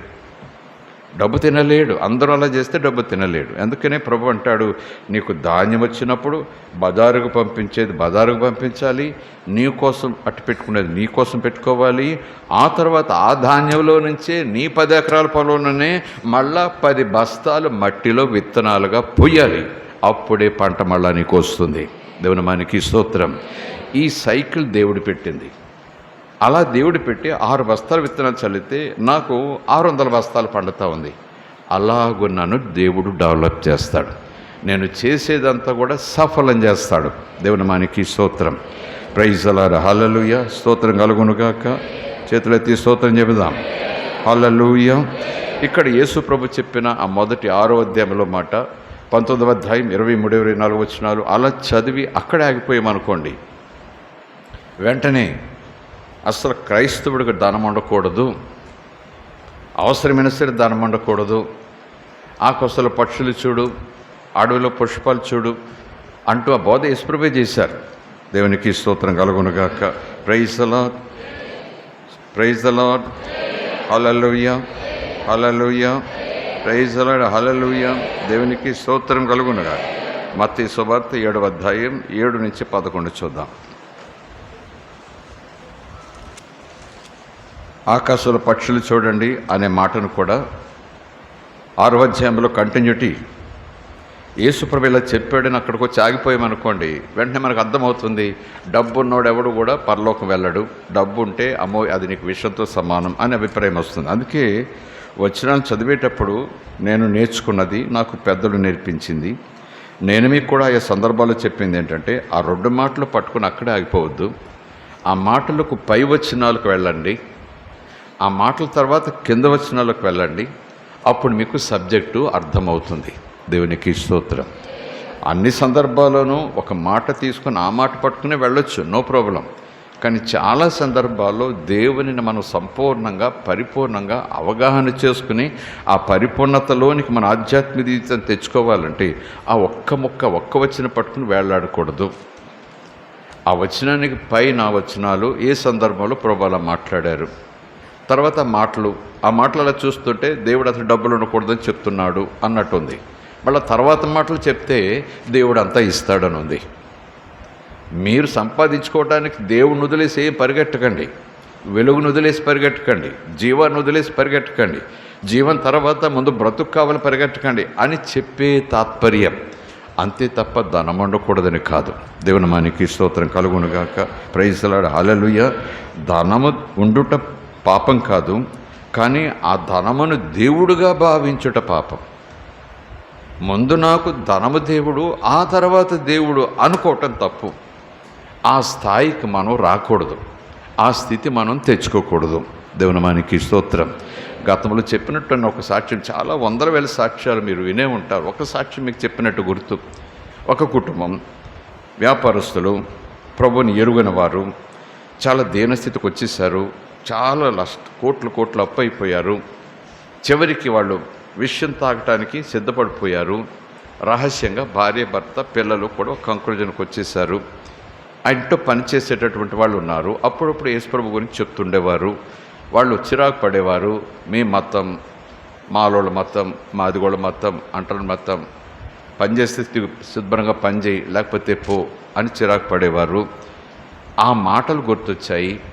ఆ మాటలు గుర్తొచ్చి నిజంగా యేసు సహాయం చేస్తాడా మాకు అని అడగాల్సిన రైతు వచ్చింది. వెంటనే వాళ్ళు ఆశపడిపోయారు. ఆశపడి నిజంగానండి మీరు ప్రార్థన చేసుకుంటే దేవుడు సహాయం చేస్తారండి, యేసయ్య ప్రేమమయుడండి అని హుషారుగా చెప్పారు. మీకెందుకండి, మా గారి దగ్గర తీసుకెళ్తాం, పాస్టర్ గారి దగ్గరికి, మీకు అభ్యంతరం లేకపోతే, లేదా ఆయన్నే తీసుకొస్తాం, మీకు దేవుని గురించి చెప్తారండి అన్నారు. దేవుని గురించి, దేవుని ప్రేమ గురించి చెప్పారు.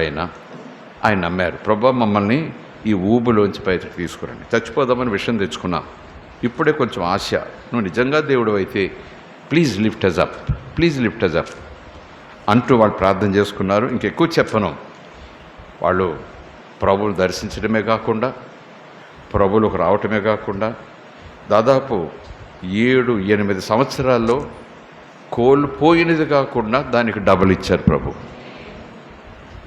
అది వ్యాపారం నిలబెట్టేశారు, అదే చోట్లో నిలబెట్టేశారు. దేవునికి స్తోత్రం. ఇంకా అక్కడైతే ఇంత వ్యాపారం.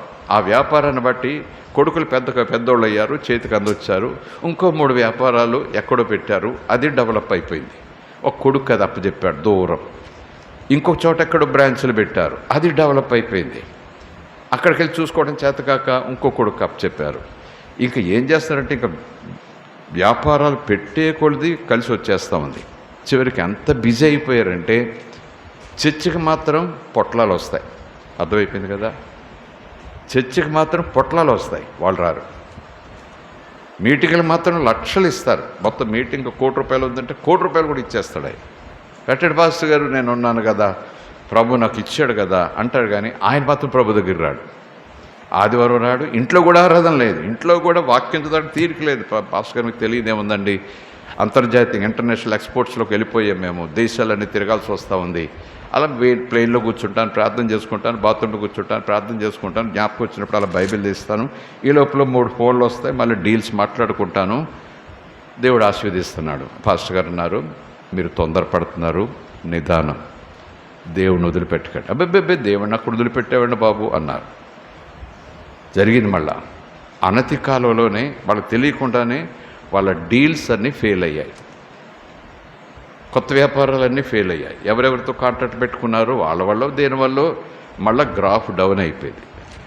అడుక్కుని తినే స్థితికి రాయలేదు, కానీ ఇంక చాలా ఒక లెవెల్కి వచ్చేసారు. మళ్ళా ఏంటి ఇలా జరుగుతుంది అనుకున్నారు.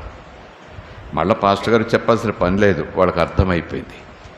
దేవుడి కన్నా నేను వ్యాపారాన్ని ఫస్ట్ పెట్టాను, దేవుడి కన్నా నేను ధనాన్ని ఫస్ట్ పెట్టుకున్నాను. దేవుడిస్తే బ్రతుకుతాను అనుకున్నాను, కానీ ఇక ధనం వల్లే బ్రతుకుతున్నాను, దేవుడి తర్వాత అనుకుంటా దేవుడి ప్రయారిటీ మ్యాచ్ చేశాను నేను. కనుకనే నా గ్రాఫ్ తగ్గిద్దని వాళ్ళు నిర్ణయం తీసుకుని వ్యాపారపు విధులన్నీ కూడా ఎక్కడవక్కడ ఉన్న రేటుకి అమ్మేశారు, అప్పచెప్పేశారు. కొద్ది వ్యాపారం ఉంచుకున్నారు, దేవుని దగ్గర ఎక్కువ గడుపు ప్రారంభించారు. ఈ వ్యాపారాన్ని మళ్ళీ దేవుడు వర్ధల చేశాడు. దేవుని మనకి స్తోత్రం, ప్రైజ్ ది లార్డ్, హల్లెలూయా, స్తోత్రం కలుగునుగాక. సో మత్తయి సువార్త 6వ అధ్యాయంలో ఆ వచనం చూద్దాం, మరొక వచనం కూడా చూడటానికి ప్రయత్నించేద్దాం. 6వ అధ్యాయంలోకి వెళ్దాం. చూడండి,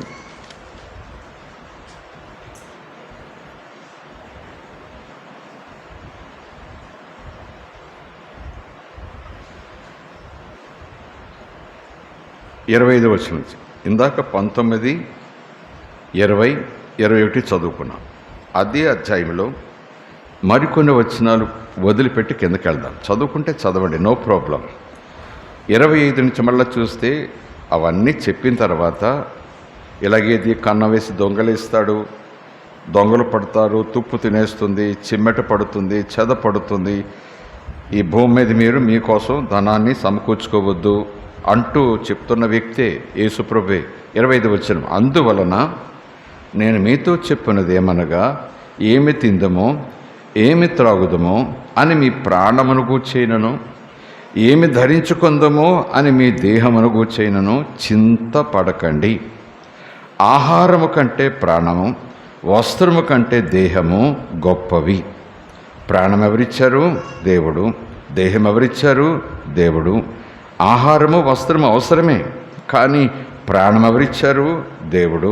దేహం ఎవరిచ్చారు? దేవుడు. కనుక వాటి విషయంలో, వాటి క్షేమ విషయంలో మీరు ఆలోచన చేయండి, వాటి గురించి మీరు చింతించండి, వాటి గురించి మీరు తలంచండి అంటూ 26వ వచనం, ఆకాశ పక్షులను చూడండి, అవి విత్తవు, కోయవు, కొట్లలో కూర్చుకోవు, అయినను మీ పరలోకపు తండ్రి వాటిని పోషిస్తున్నాడు, మీరు వాటికంటే బహుశ్రేష్ఠులు కారా? దేవునికి స్తోత్రం. మీలో ఎవడు కూడా చింతించుట వల్ల తన ఎత్తు మోరుడెక్కువ చేసుకోలేడు. వస్త్రాలను గూర్చి మీరు చింతింపకండి. అడవి పువ్వులు చూడండి ఎలాగ ఎదుగుచున్నాయో, ఆలోచించండి. అవి కష్టపట్టలేదు కదా, వడకవు కదా, అయినను తన సమస్త వైభవముతో కూడిన సొలొమోను సైతము వీటిలో ఒకదాని వలెనైనను అలంకరింపబడలేదు. నేడుండి రేపు పొయ్యిలో వేయబడు అడవి గడ్డినే, నేడుండి రేపు పొయ్యిలో వేయబడేలాగా ఎండిపోయి నేల మీద పడి ఈ అడవి గడ్డికి దేవుడింత సొగసు, ఇంత అందము, ఇంత పచ్చదనము, దాని గురించి దేవుడు ఎంత కేర్ తీసుకుంటే,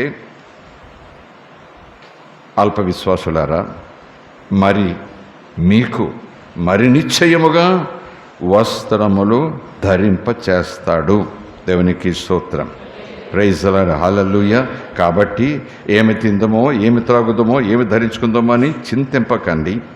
అన్ని జనులు వీటన్నిటి విషయమై విచారిస్తారు. అదే పని, అదే ఆలోచన, అదే పరుగుల వాళ్ళు ఉంటారు. ఇప్పుడు ఇవన్నీ మీకు అవసరమని, చూడండి, ఇవన్నీ మీకు అవసరమని కొన్నా అన్నయ్యునా, ఇవన్నీ మీకు కావాలనని మీ పరలోకపు తండ్రికి మీకన్నా ముందు తెలుసు. కాబట్టి మీరు ఆయన రాజ్యమును, నీతిని మొదట వెతకండి, అప్పుడు అవన్నీ కూడా మీకు దేవుడు అనుగ్రహిస్తాడు. వస్త్రం అనుగ్రహిస్తాడు. దేవునామానికి స్తోత్రం. Praise the lord. హల్లెలూయా. ఆహారం అనుగ్రహిస్తాడు, వస్త్రం అనుగ్రహిస్తాడు. అంటే దేవుడు సామర్థ్యం ఇచ్చి మీకు కలగజేస్తాడు. మీ అవసరతలన్నీ తీరుస్తాడు. లోటు లేకుండా చేస్తాడు. లోటు అంటే నా ఉద్దేశంలో లోటు అంటే నాకు సరిపోయింది, నా పిల్లలకు సరిపోయింది, నాకు నా భార్యకు సరిపోయింది, ఖాళీ, ఏమి బ్యాంకులో డిపాజిట్ లేదు, ఇంట్లో వెచ్చాలు లేవు, అది కాదండి దేవుని ఉద్దేశం. అది కాదు. నోవే. నాకు లోటు లేకుండా చేయటం కాదు, నేను లోటు లేకుండా బ్రతికి పక్కవాడి లోటు తీర్చగలిగిన సమృద్ధి కూడా దేవుడు నాకు ఇస్తాడు. Praise the lord. హల్లెలూయా. దేవునామానికి స్తోత్రం. కనుక ఇప్పుడు నేను ధనము కలిగి ఉండాలి, ఆ రోజుకు ఆ రోజు ఉంటే సరిపోతుంది అనుకున్నాను. పక్కవాడు చచ్చిపోతున్నాడు ఆహారం లేకుండా, ఆ పైవాడు చచ్చిపోతున్నాడు వైద్యం లేకుండా అనుకోండి. నాకు ₹10 ఉంటే చాలు అనుకున్నాను. ఒకవేళ సంపాదించే ఆ ద్వారం దేవుడు తెరిచిన ఈ ధ్యాసతో ఉన్నాను కదా, ఈ సిద్ధాంతంతో ఉన్నాను కదా, దేవుడి ద్వారం తెరిచి ఇదిగో ఇదిగో ఇదిగో అని ఇవ్వటానికి ఇష్టపడుతుంటే నేను అనుకుంటున్నాను, ఇది దేవుడిచ్చేది కాదు, ఇది దేవుడిచ్చేది కాదు, ఇది దేవుడిచ్చేది కాదు, నాకు ఉంది కదా, ఇంతకన్నా ఎక్కువ ఉంటే మళ్ళీ ఆ దేవుడే నన్ను కాదంటాడు కదా, ఇది దేవుడిచ్చేది కాదేమో, అపాదిచ్చేదేమో అనుకుంటూ వాటన్నిటినీ రాకుండా మూసేస్తాను, కాళ్ళ దన్నేస్తాను. ఆ తర్వాత ఇటు అటు ఆకలితో చచ్చిపోతుంటారు. ఇటు అటు వస్త్రం లేకుండా ఎండకు ఎండి వానకు తడిసి విలవలాడిపోతూ అనారోగ్యం పాలవుతూ ఉంటారు. కాస్త వైద్యం అందితే మళ్ళా ఆయుష్కాలం పెంచుకుని బ్రతికేస్తారు. అయ్యో, నా దగ్గర ఒక ₹10 ఉంటే వాడికి కొంచెం నీళ్లు తెచ్చిపోద్దని, ఇంకొక ₹10 ఒక అట్టుపండు వాడి నోట్లో పెడితే కొంచెం కళ్ళు తెరిచి హాస్పిటల్కి వెళ్ళి వైద్యం చేయించుకుంటాడు. ఒక అట్టుపండు వాడి నోట్లో పెట్టడానికి కూడా ₹10 నా దగ్గర లేదు. కాస్త నీరు కొని తెచ్చేవాడు చచ్చిపోయేటట్టు నాలుగు బయట పెట్టేశాడు, ఎవరు లేరు అక్కడ. ఒక ₹10 అంటే నేనే సోడా తెచ్చి వాడి నోట్లో పోస్తే బతికేవాడే, మళ్ళీ బాగుపడేవాడే. ₹10 కూడా లేదు, ఉన్నది నేను ఖర్చు పెట్టేస్తే నాకు, నా భార్యకు, నా పిల్లలకు. ఉంటే బాబు కుదరదు, శాపం, దేవుడి పైకి తీసుకెళ్ళడు, వద్దు అని మూసేశాను. కానీ ఇప్పుడు ఏం ఏడుస్తున్నాను, అయ్యో చచ్చిపోతున్నాడు, అయ్యో చచ్చిపోతున్నాడు, అయ్యో చచ్చిపోతున్నాడు, దేవా రక్షించు, అయ్యో చచ్చిపోతున్నాడు, దేవా దిగరా, అయ్యో దేవా చచ్చిపోతున్నాడు, మన్నాను కురిపించావు, పట్ల నీటిని రప్పించావు, నీళ్లు పోయి ఇది ఒకటి నాకు బాగా చేతనవుతుంది. తప్పు నేను అనను. ఈ ₹10 పక్కన ఇంకో ₹10 అయిందనుకోండి, ₹60 కాదు, ₹10 పక్కన ₹10 అయిందనుకోండి, అతడు బ్రతికేవాడే. అతన్ని బ్రతికించడానికి దేవుడు నాకు అలాంటి సమృద్ధి ఇస్తాడు. పొగరొచ్చే సమృద్ధి కాదు, గర్వంతో మెడబలిసిపోయే సమృద్ధి కాదు. పేదవాడు ఆకలితో చచ్చిపోతుంటే వాడి వంక కొంచెం ఎంగిలి మెతుకులు కూడా నేను విదల్చకుండా, నేను మాత్రం, కొంతమంది చెప్తుంటారు, సాక్ష్యమే, అది దైవజనులు కూడా చెప్పటం నేను విన్నాను అక్కడక్కడ. అది అవమానమో, అలా చెప్పకూడదు అని ఖండించటం లేదు, నేను తీర్పు తీర్చటం లేదు, కానీ ఆలోచన చేస్తాను. వాళ్ళ సాక్ష్యం చెప్పినప్పుడు అవునా, ఆహా, దేవా నీకు స్తోత్రం అంటాను, కానీ మళ్ళీ కొంచెం ఆలోచన చేస్తా. ఆలోచన చేసినప్పుడు నాకు అనిపిస్తుంది, దేవుని ఆశీర్వాదం ఎలా ఉంటుందా? దేవుని ఆశీర్వాదం ఎలా ఉంటుంది? తాను బ్రతికి 10 మందిని బ్రతికించేదిగా ఉంటుంది. దైవజనులు మీకు వినే ఉంటారు, ఎవరైనా చెప్పారేమో, లేకపోతే విశ్వాసులు కూడా అలా చెప్పారేమో తెలియదు. మేము రోజు ఒకప్పుడు గంజినీళ్ళు కూడా లేవు, ప్రభులోకి వచ్చాము, ఇలాగైంది అని చెప్పేసి చివరికి సాక్ష్యంలో ఏం చెప్తారంటే, ఇక మనకు ఈస్ట్మన్ కలర్ సీన్ కనిపిస్తూ ఉంటుంది. రోజుకి మా డైనింగ్ టేబుల్ మీద కనీసం 30 రకాలు ఉండాలి. 30 రకాలు, 10 రకాలు వెజ్ ఉండాలి, 10 రకాలేమో నాన్ వెజ్ ఉండాలి. ఇంకా ఈ బిగినర్స్ చూడాలంటే, ఫ్రూట్ సలాడ్ చూడాలంటే అలా ఉండాల్సిందే. నేను, నా భార్య, 2 పిల్లలు రోజుకు 30 రకాలు వండుకునేలా దేవుడు మాకు సహాయం చేశాడు. టేబుల్ మీద ఉండాల్సింది 60 రకాలు. 60 రకాలు చేయటానికి వంటింట్లో 10 మంది పనోళ్ళు. దేవుడు ఎంత ఆస్వాదించాడంటే విశ్వాసులు మనం కూడా ఆహా ఓహో నిజం కదా, గింజ దాగి వాడు 60 రకాలు చేసి తింటున్నాడు. నిజంగా 60 రకాలు ఒక్కొక్క స్పూన్ వేసుకున్నా చచ్చిపోతాడు. అవును కదా చెప్పండి. 60 రకాలు ఒక్కొక్క స్పూన్ వేసుకున్నా అయిపోతాడు. 3 రకాలు చాలు, ఇంకా ఉంటే 2 రకాలు చాలు, ఇంకో 5 వేసుకోండి పోని. దేవునికి స్తోత్రం. ఆ తర్వాత పెంట మీదకేగా. పోనీ పనోళ్ళకైతే వెళ్తే పనోళ్ళు ఉన్నారు ఇటు 60 మంది, 3 వాళ్ళు కూడా పట్టుకెళ్ళాలి కదా ఇంటికి. వాళ్ళకి ఇవ్వడానికి మళ్ళీ మనసు ఒప్పదు. ఫ్రిడ్జ్లో అయినా పెట్టాలేదా పందుల కన్నా వేయాలి. ఇక్కడ ఆశీర్వాదం దేవుడు 60 రకాల టేబుల్ మీదకి వచ్చి తినేలా చేస్తున్నాడు అనేటప్పటికీ మనకి దేవుడు సినిమా స్కోప్లో కాదు 70 mm కనపడతాడు అంతే మనకి. కానీ దేవుడు అలాగా ఆస్వాదిస్తాడా? వేస్ట్ చేయిస్తాడా? తాను ఇచ్చేది పేదల కడుపులో కన్నా వెళ్ళాలి. అన్నం లేకుండా పెంట కుప్పల మీద కుక్కలతో పాటు పోరాడుతూ కుక్కలు తరిమేస్తూ ఇంగిలాకుల్లో ఉన్నటువంటి ఇంగిలి మెతుకులు తినడానికి కొంతమంది పిల్లలు టౌన్స్లో కుక్కలతో పోట్లాడుతుంటారు, తరిమేస్తూ ఉంటారు. ఆ ఇంగిలాకుల దగ్గరికి వచ్చేసి అందులో ఉన్నవంతా పోగేసుకుంటుంటారు. వాళ్ళ మీద కుక్కలు దాడి చేస్తాయి, కుక్కలు వీళ్ళు తరుముతుంటారు. ఎంత ఆత్రంగానో తింటుంటారు అవి ఇంగులు. ప్రభు అంటాడు వాళ్ళని చూడండి అంటాడు. ఇక్కడ నీకు ఎక్కువైంది, వాళ్ళకి అసలు ఏం లేదు. ఇక నేను ఎక్కువ చెప్పను. దేవునికి స్తోత్రం. హల్లెలూయా. ఒక దైవజనుడు మరొక దైవజనుడిని, బ్రదరు చాలా కాలమైంది మిమ్మల్ని చూసి లంచ్ చేద్దాం రండి అని తీసుకెళ్ళారు. పెద్ద మిషనరీ ఈయన. ఒకప్పుడు ఏమి లేదు, ఊరికే సైకిల్ మీద తిరుగుతూ సేవ చేశారు. ఎవరు ఫారినర్స్ పరిచయం అయ్యారు. ఇంకేదో అనుకోండి, బాగా వర్ధిల్లాడు, ఫండ్స్ బాగా వస్తున్నాయి అనుకోండి, లేకపోతే ఇక్కడే వర్ధిల్లాడు అనుకోండి. లంచ్ చేద్దాం రండి బ్రదరు అన్నారు. ఈయన కూడా పెద్ద అయినా. ఒకప్పుడు నేను ఆయన కలిసి అక్కడక్కడ తిరిగాం. ఇప్పుడు ఆయన పైకి వచ్చారు బాగా. పదవన్నా అని చేశారు. హోటల్లో తీసుకెళ్లారు. అది 5 స్టార్ హోటలు. ఏం తింటామని అడగలేదు. వచ్చాడు వెయిటర్, పుస్తకం తీసుకున్నాడు. 1 2 3 4 5 6 7 8 9 10 11 12 మొత్తం ఐటమ్స్ అన్నీ రాయించేశాడు.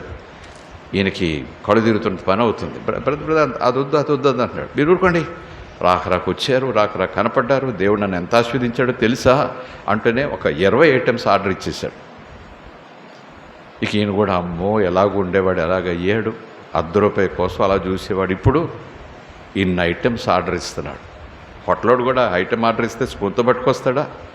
ఒక ఐటమ్ ఆర్డర్ ఇస్తే 4 తినొచ్చు, అంత పట్టుకొస్తాడు దాఖలతోటి, కాపర్ దాఖలతో. అలా తెచ్చిపడేయడంతే అలా టేబుల్ మీద. తినండి బ్రదరు అంటున్నాడు. ఈయనకేంటి పాపం కొంచెం అన్నం తినే వ్యవహారం. కాస్త లోపల పెట్టాడు, అన్నీ వద్దన్నాడు. సరేలేండి అని. ఆయన ఏమన్నా తిన్నాడా అంటే ఒక్కడు ముట్టుకోలేదట. ఏదో ఇక్కడ కొంచెం అక్కడ కొంచెం వేసుకొని స్టైల్గా దేవుడిని ఆస్వాదించాడు తెలుసా. బిల్లు పట్టుకొచ్చాడు, ₹5,800. అలా ఫోన్పే చేసేసాడు. చూసారా బ్రదరు, దేవుడు ఎంత ఆస్వాదించాడు నన్ను, మా దేవుడు గొప్పడు అన్నాడంట. ఆహా అని నేను అనబోతే ఆత్మచేత నడిపించబడి ఈ దైవజుడిని దేవుడు చెంప మీద కొట్టినట్టు అయిందంట. ఆహా అనుకో, నోరు మూసుకో అన్నాడట దేవుడు. ఏం తిన్నారు, ఎంత తిన్నారు, నేను ఎందుకు ఇచ్చాను, ఎందుకు ఖర్చు పెట్టారు, ఎవరికి ఖర్చు పెట్టారు? నువ్వు వాడితో పాలిభాగస్తుడు అవుతావా? మూర్ఖత్వంతో ఉన్నాడు వాడు. నేను ఇచ్చినది ఎలా ఖర్చు పెట్టాలో తెలియట్లేదు. ఆహా అనకు, హల్లెలూయా అనకు. బ్రదరు నీకు ఇది మంచిది కాదు, వీధులు అడుక్కునే వాళ్ళు ఉన్నారు, ఆర్డర్ ఇచ్చి వాళ్ళకి పెట్టండి, అది దమ్ముంటే చెప్పు, లేకపోతే నోరు మూసుకో అన్నాడట ప్రభు. కళ్ళలో నీళ్ళు తిరుగుతుండగా అదేంటి లంచ్ పెట్టిస్తే ఏడుస్తున్నాడు ఈయన అనుకుంటాడేమో అని ఆ కన్నీళ్లు దాచుకుంటూ బ్రదర్ వస్తాను ఏంటి కళ్ళలో నీళ్ళు అంటే అబ్బాయి దుమ్మేదో పడిందని చెప్పి గబగబా హోటల్లోంచి పరిగెత్తుకొచ్చాడు ఈ దైవజనుడు. ఆయన స్వయంగా నాకు చెప్పాడు. ఆ రెండో ఆయన మొదట నాకు అబ్బా దేవుడు ఎంత దీవించాడు, నన్ను కూడా ఇలా దీవిస్తే ఎంత బాగుండునో అని శరీరం గుర్రంలాగా పరిగెత్తింది. ఎందుకు నన్ను దీవించటం లేదబ్బా, నేను కూడా అలాంటి లెవెల్లోనే ఉన్నాను కదా అనుకున్నాను. కానీ తర్వాత దేవుడు నాకు ముట్టు చెప్పాడు, ఇదా నేను ఎలా దీవిస్తే మీరు ఇలాగా చేసేది అని దేవుడు మాట్లాడిన తర్వాత అప్పుడు ఆయనకి ఒక ప్రార్థన గుర్తొచ్చిందట. ఎక్కువైపోతే ఏం చేస్తాను, కాలు తినేస్తాను, తక్కువైతే దొంగతనం చేస్తానేమో, ఆకలినప్పుడు లేకపోతే ఎవడొకరి దగ్గర తెచ్చుకుంటాను బ్రతకటానికి దొంగతనం చేస్తానేమో, ఎక్కువైతే మెడబలిసి నువ్వెంత అని నీకు వ్యతిరేకంగా ఎదురుదాడి చేస్తానేమో.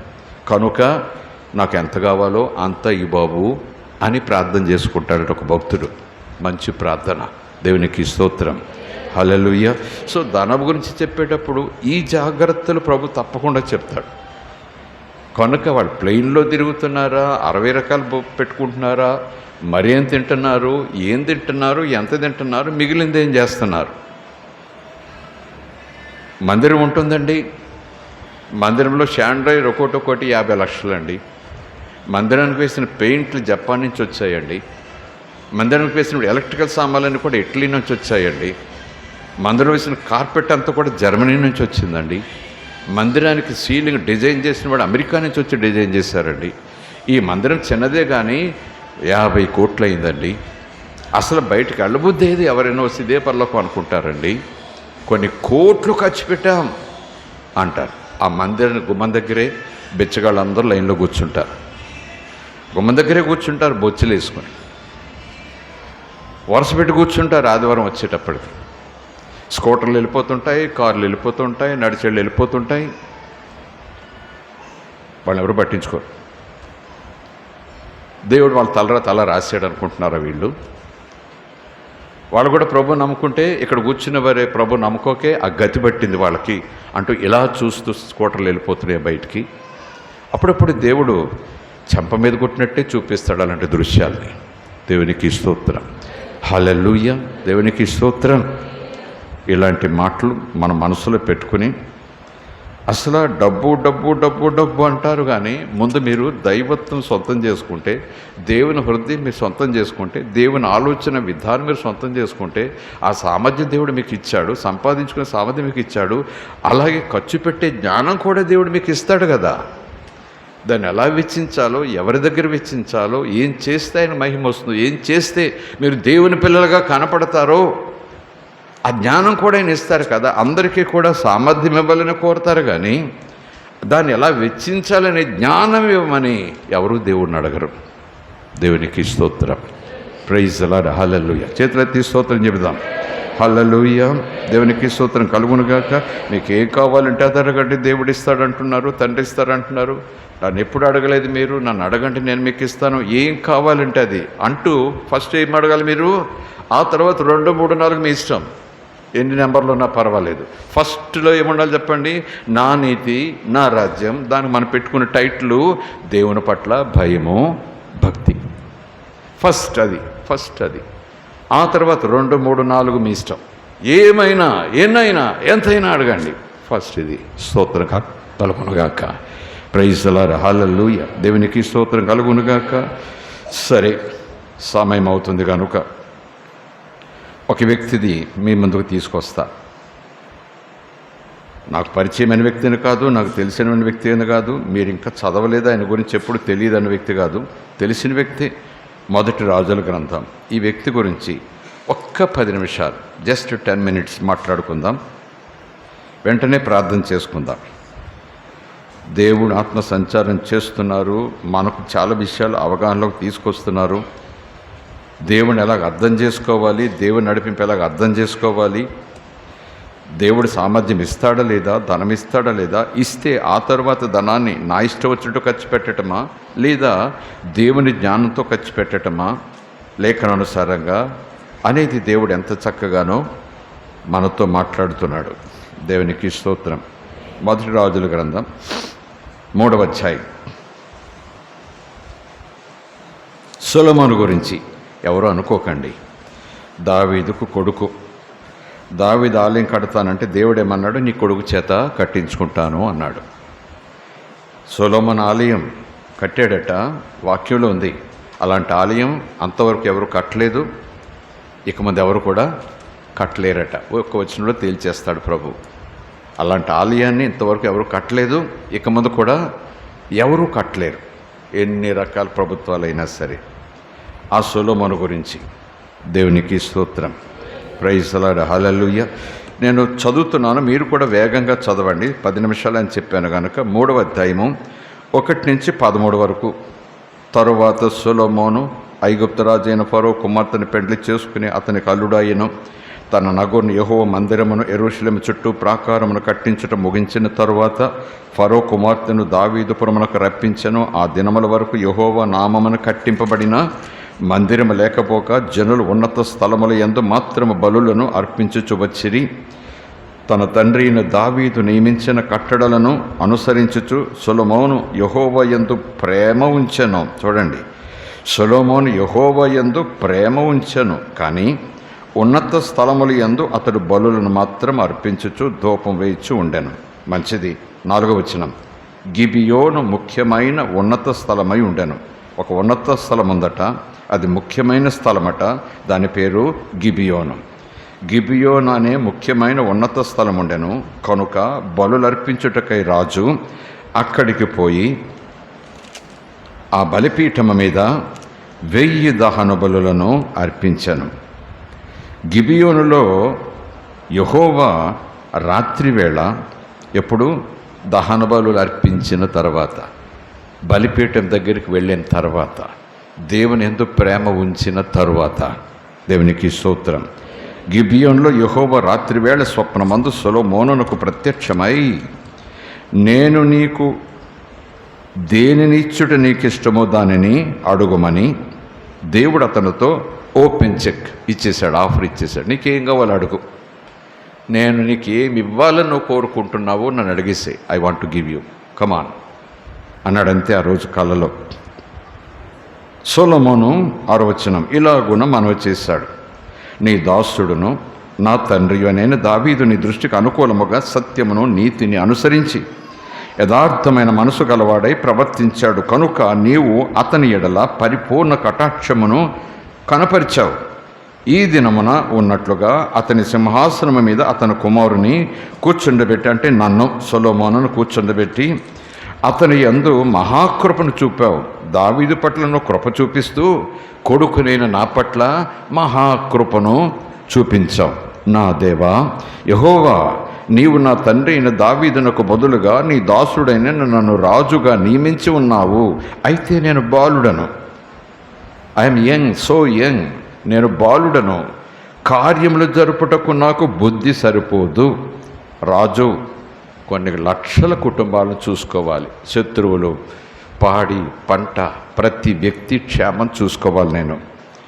అయితే నేను బాలుడను, పనులు చక్కబెట్టడానికి నాకు బుద్ధి సరిపోదు, నా వయస్సు ఆ స్థాయిలో లేదు, నా జ్ఞానం నా అనుభవం ఆ స్థాయిలో లేదు. నీ దాసుడైన నేను నీవు కోరుకునిన జనుల మధ్యన వీరు నా ప్రజలు, వీరి పక్షంగా నేను ఉంటాను, వీరికి నేను దేవుడను అను అన్నావు చూసావా, అలాగూ నువ్వు కోరుకొనిన నీ జనుల మధ్యన ఉన్నాను. వారు చాలా విస్తరించి ఉన్నందున వారిని లెక్క పెట్టుటయు వారి విశాల దేశమును తనిఖీ చేయుటయు పరిశీలించుటయు పరీక్షించుట కూడా నాకు అసాధ్యం. ఇంత గొప్పదైన నీ జనమునకు న్యాయం తీర్చగలవాడు ఎవడయ్యా? అంటే ఎవడికి అన్యాయం జరగకూడదయ్యా. కాబట్టి నేను మంచి చెడ్డలు వివేచించి నీ జనులకు న్యాయం తీర్చున్నట్లు నీ దాసుడనైన నాకు వివేకము గల హృదయము దయచేయుము అడిగాడు. ఏం కావాలో అది అడగని ఈ మధ్యాహ్నము ఈ రాత్రి ప్రభుని కళ్ళకొచ్చి అడిగితే ఏమడుగుతావు చెప్పండి? యథార్థంగా దేవునికి స్తోత్రం. యథార్థంగా. ఇక్కడ సొలొమోను ఏమడిగాడు? బుద్ధి, వివేచన, ఆలోచన, జ్ఞానం, అందరికీ న్యాయం జరిగేలాగా చూడాలి. నాకు ఆ కెపాసిటీ లేదు, నాకు అవగాహన లేదు అని అడిగాడట. వివేకము గల హృదయం నాకు దయచేయము. 10వ వచనం, సొలొమోను చేసిన కలలో సొలొమోను చేసిన ఈ మనవి ప్రభువునకు ఇష్టమైపోయింది.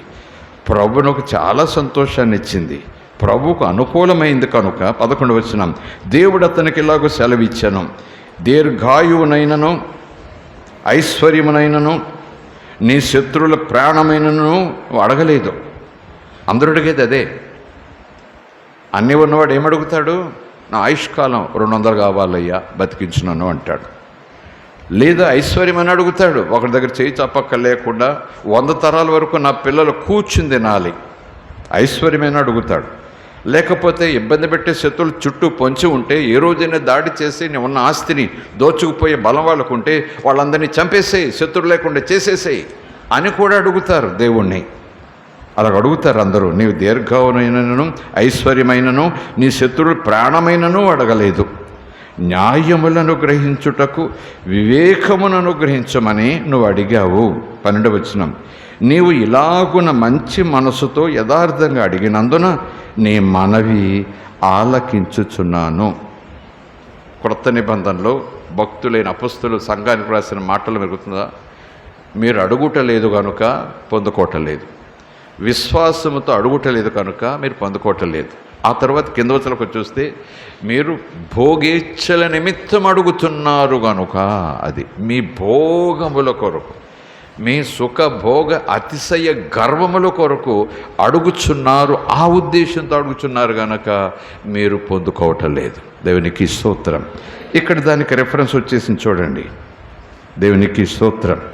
హల్లెలూయా. దేవునికి స్తోత్రం. దీర్ఘానువుని అడగటం లేదు, ఐశ్వర్యం అడగలేదు, శత్రువుల ప్రాణం అడగలేదు, న్యాయమును గ్రహించే వివేకం, బుద్ధి, తెలివి అనుగ్రహించుని అడిగావు కనుక నీవు ఇలాగ అడిగినందున నీ మనవి ఆలకిస్తున్నాను, నీ ప్రార్థన వింటున్నాను, బుద్ధి వివేకములు గల హృదయము నీకు ఇస్తున్నాను. దేవునికి స్తోత్రం. వాగ్దానం చేశాడు కదా, నీకేం కావాలంటే అడుగు, ఇప్పుడే ఇస్తాను, ఈరోజే ఇక్కడే అన్నాడు, ఇప్పుడే ఇస్తున్నాను అన్నాడు. నువ్వు అడిగావు కనుక బట్టి ఇచ్చేస్తున్నాను. ఆగిపోకండి, బైబిల్ మూసేయకండి. బుద్ధి వివేకములు గల హృదయం నీకు ఇచ్చేస్తున్నాను. పూర్వీకులలో నీ వంటి వాడు ఇంతకు ముందు వరకు ఇలాంటి వాడు పుట్టలేదు అన్నట్టుగా పూర్వీకులలో నీ వంటి వాడు ఒకడు లేడు, ఇక మీదట నీ వంటి వాడు ఒకడు కూడా ఉండడు. దేవుని వాగ్దానం చూడండి. జ్ఞానము కలిగి ఉండట్లో, తెలివి కలిగి ఉండట్లో, వివేచన కలిగి ఉండట్లో, న్యాయం చేయటంలో ఎంత చిక్కు సమస్య ఎవరు తీసుకొచ్చి ఏం చేయమంటారు అని నీ జ్ఞానాన్ని పరిశీలించటానికి అడిగినా సరే అలా చెప్పేస్తామంతే సమాధానం. అంత తెలివి నీకు ఇస్తాను. ఎంతో ముందు వరకు కూడా ఎవడికా తెలివి లేదు, ఇక ముందు కూడా అలాంటి తెలివైన వాడు ఎవడు ఉండడు. ఎంత వాగ్దానమో దేవుంది. దేవుని మనకి స్తోత్రం.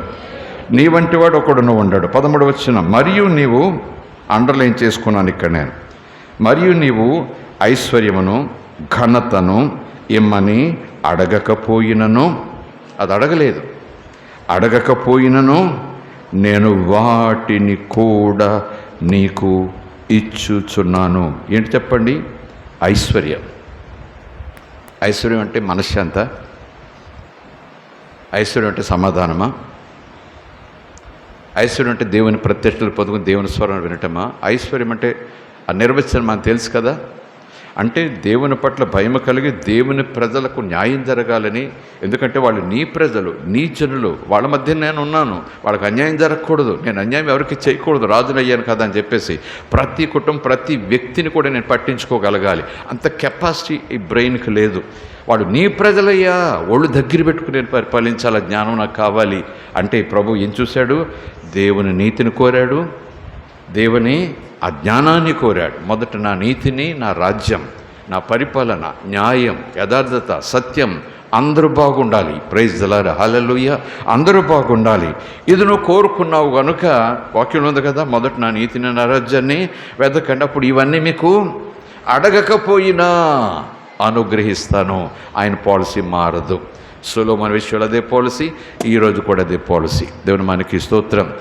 దేవుని సహవాసం, దేవుని పట్ల భయభక్తులు, ప్రార్థన, దేవుని మీద ఆసక్తి, దేవుని ప్రేమించే మనసు నేను పక్క పెట్టి నాకు ఇది కావాలి, ఇది ఇస్తేనే ప్రేమిస్తాను, ఇది ఇస్తేనే ప్రార్థన చేస్తాను, ఇది ఇస్తేనే చర్చికి, ఇది ఇస్తేనే వాక్యం చదువుతా, ఇది ఇస్తేనే నాకు దేవుడు, లేకపోతే నువ్వు నాకు దేవుడు కాదు పో అనే తాత్పర్యంతో రక్షింపబడిన విశ్వాసులు కూడా ప్రార్థన చేస్తున్నారంటే అది తెలివి అనుకోవాలా, తెలివి తక్కువతనం అనుకోవాలా? అది బుద్ధి అనుకోవాలా, బుద్ధిహీనత అనుకోవాలా? అది గర్వం అనుకోవాలా, దీనత్వం అనుకోవాలా? దేవుని మనకి స్తోత్రం. కనుక సంగమ చివరి దినాల్లో ఆత్మీయత, ఆధ్యాత్మికత, దేవుని నీతి, దేవుని చింతన మనం ఆశపడాలంటే హృదయం కలిగి ఉండేలాగా దేవుని సహాయం కోరుకుంటే అది ఊరుకోడు. అది వచ్చేసి నువ్వు అడుక్కు తినడం ఆయన, అది ఇచ్చి నీకు ఐశ్వర్యం ఇస్తాడు. ఎందుకంటే నీకున్నటువంటి భయము, భక్తి ఈ ఐశ్వర్యాన్ని ఎలా నిలబెట్టుకోవాలో నీకు నేర్పుతుంది. దేవుని మనకి స్తోత్రం.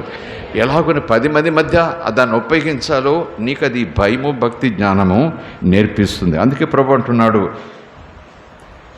వివేకము గల హృదయం నీకు ఇస్తున్నాను, మరియు నీ ఐశ్వర్యమును ఘనతను ఇమ్మని అడగకపోయినా నేను వాటిని కూడా నీకు ఇస్తాను. అడిగితే ఇచ్చేది, అవును కావాల్సింది ఇచ్చాడు. అడగకుండా ఇచ్చేది చెప్పండి. అడిగితే ఇచ్చేది దానికి ఒక నిర్వచనం. అడగకుండా ఇచ్చేదానికి బైబిల్లో పెట్టిన పేరు ఏంటంటే అనుగ్రహం. అనుగ్రహం. అడిగావు కాబట్టి ఇచ్చాను అనేది అక్కడ. అడగకుండానే అడగని దానిని కూడా ఇచ్చేది ఇష్టమైంది నాకు ఇస్తున్నాను. ప్రైజ్ ది లార్డ్, హల్లెలూయా.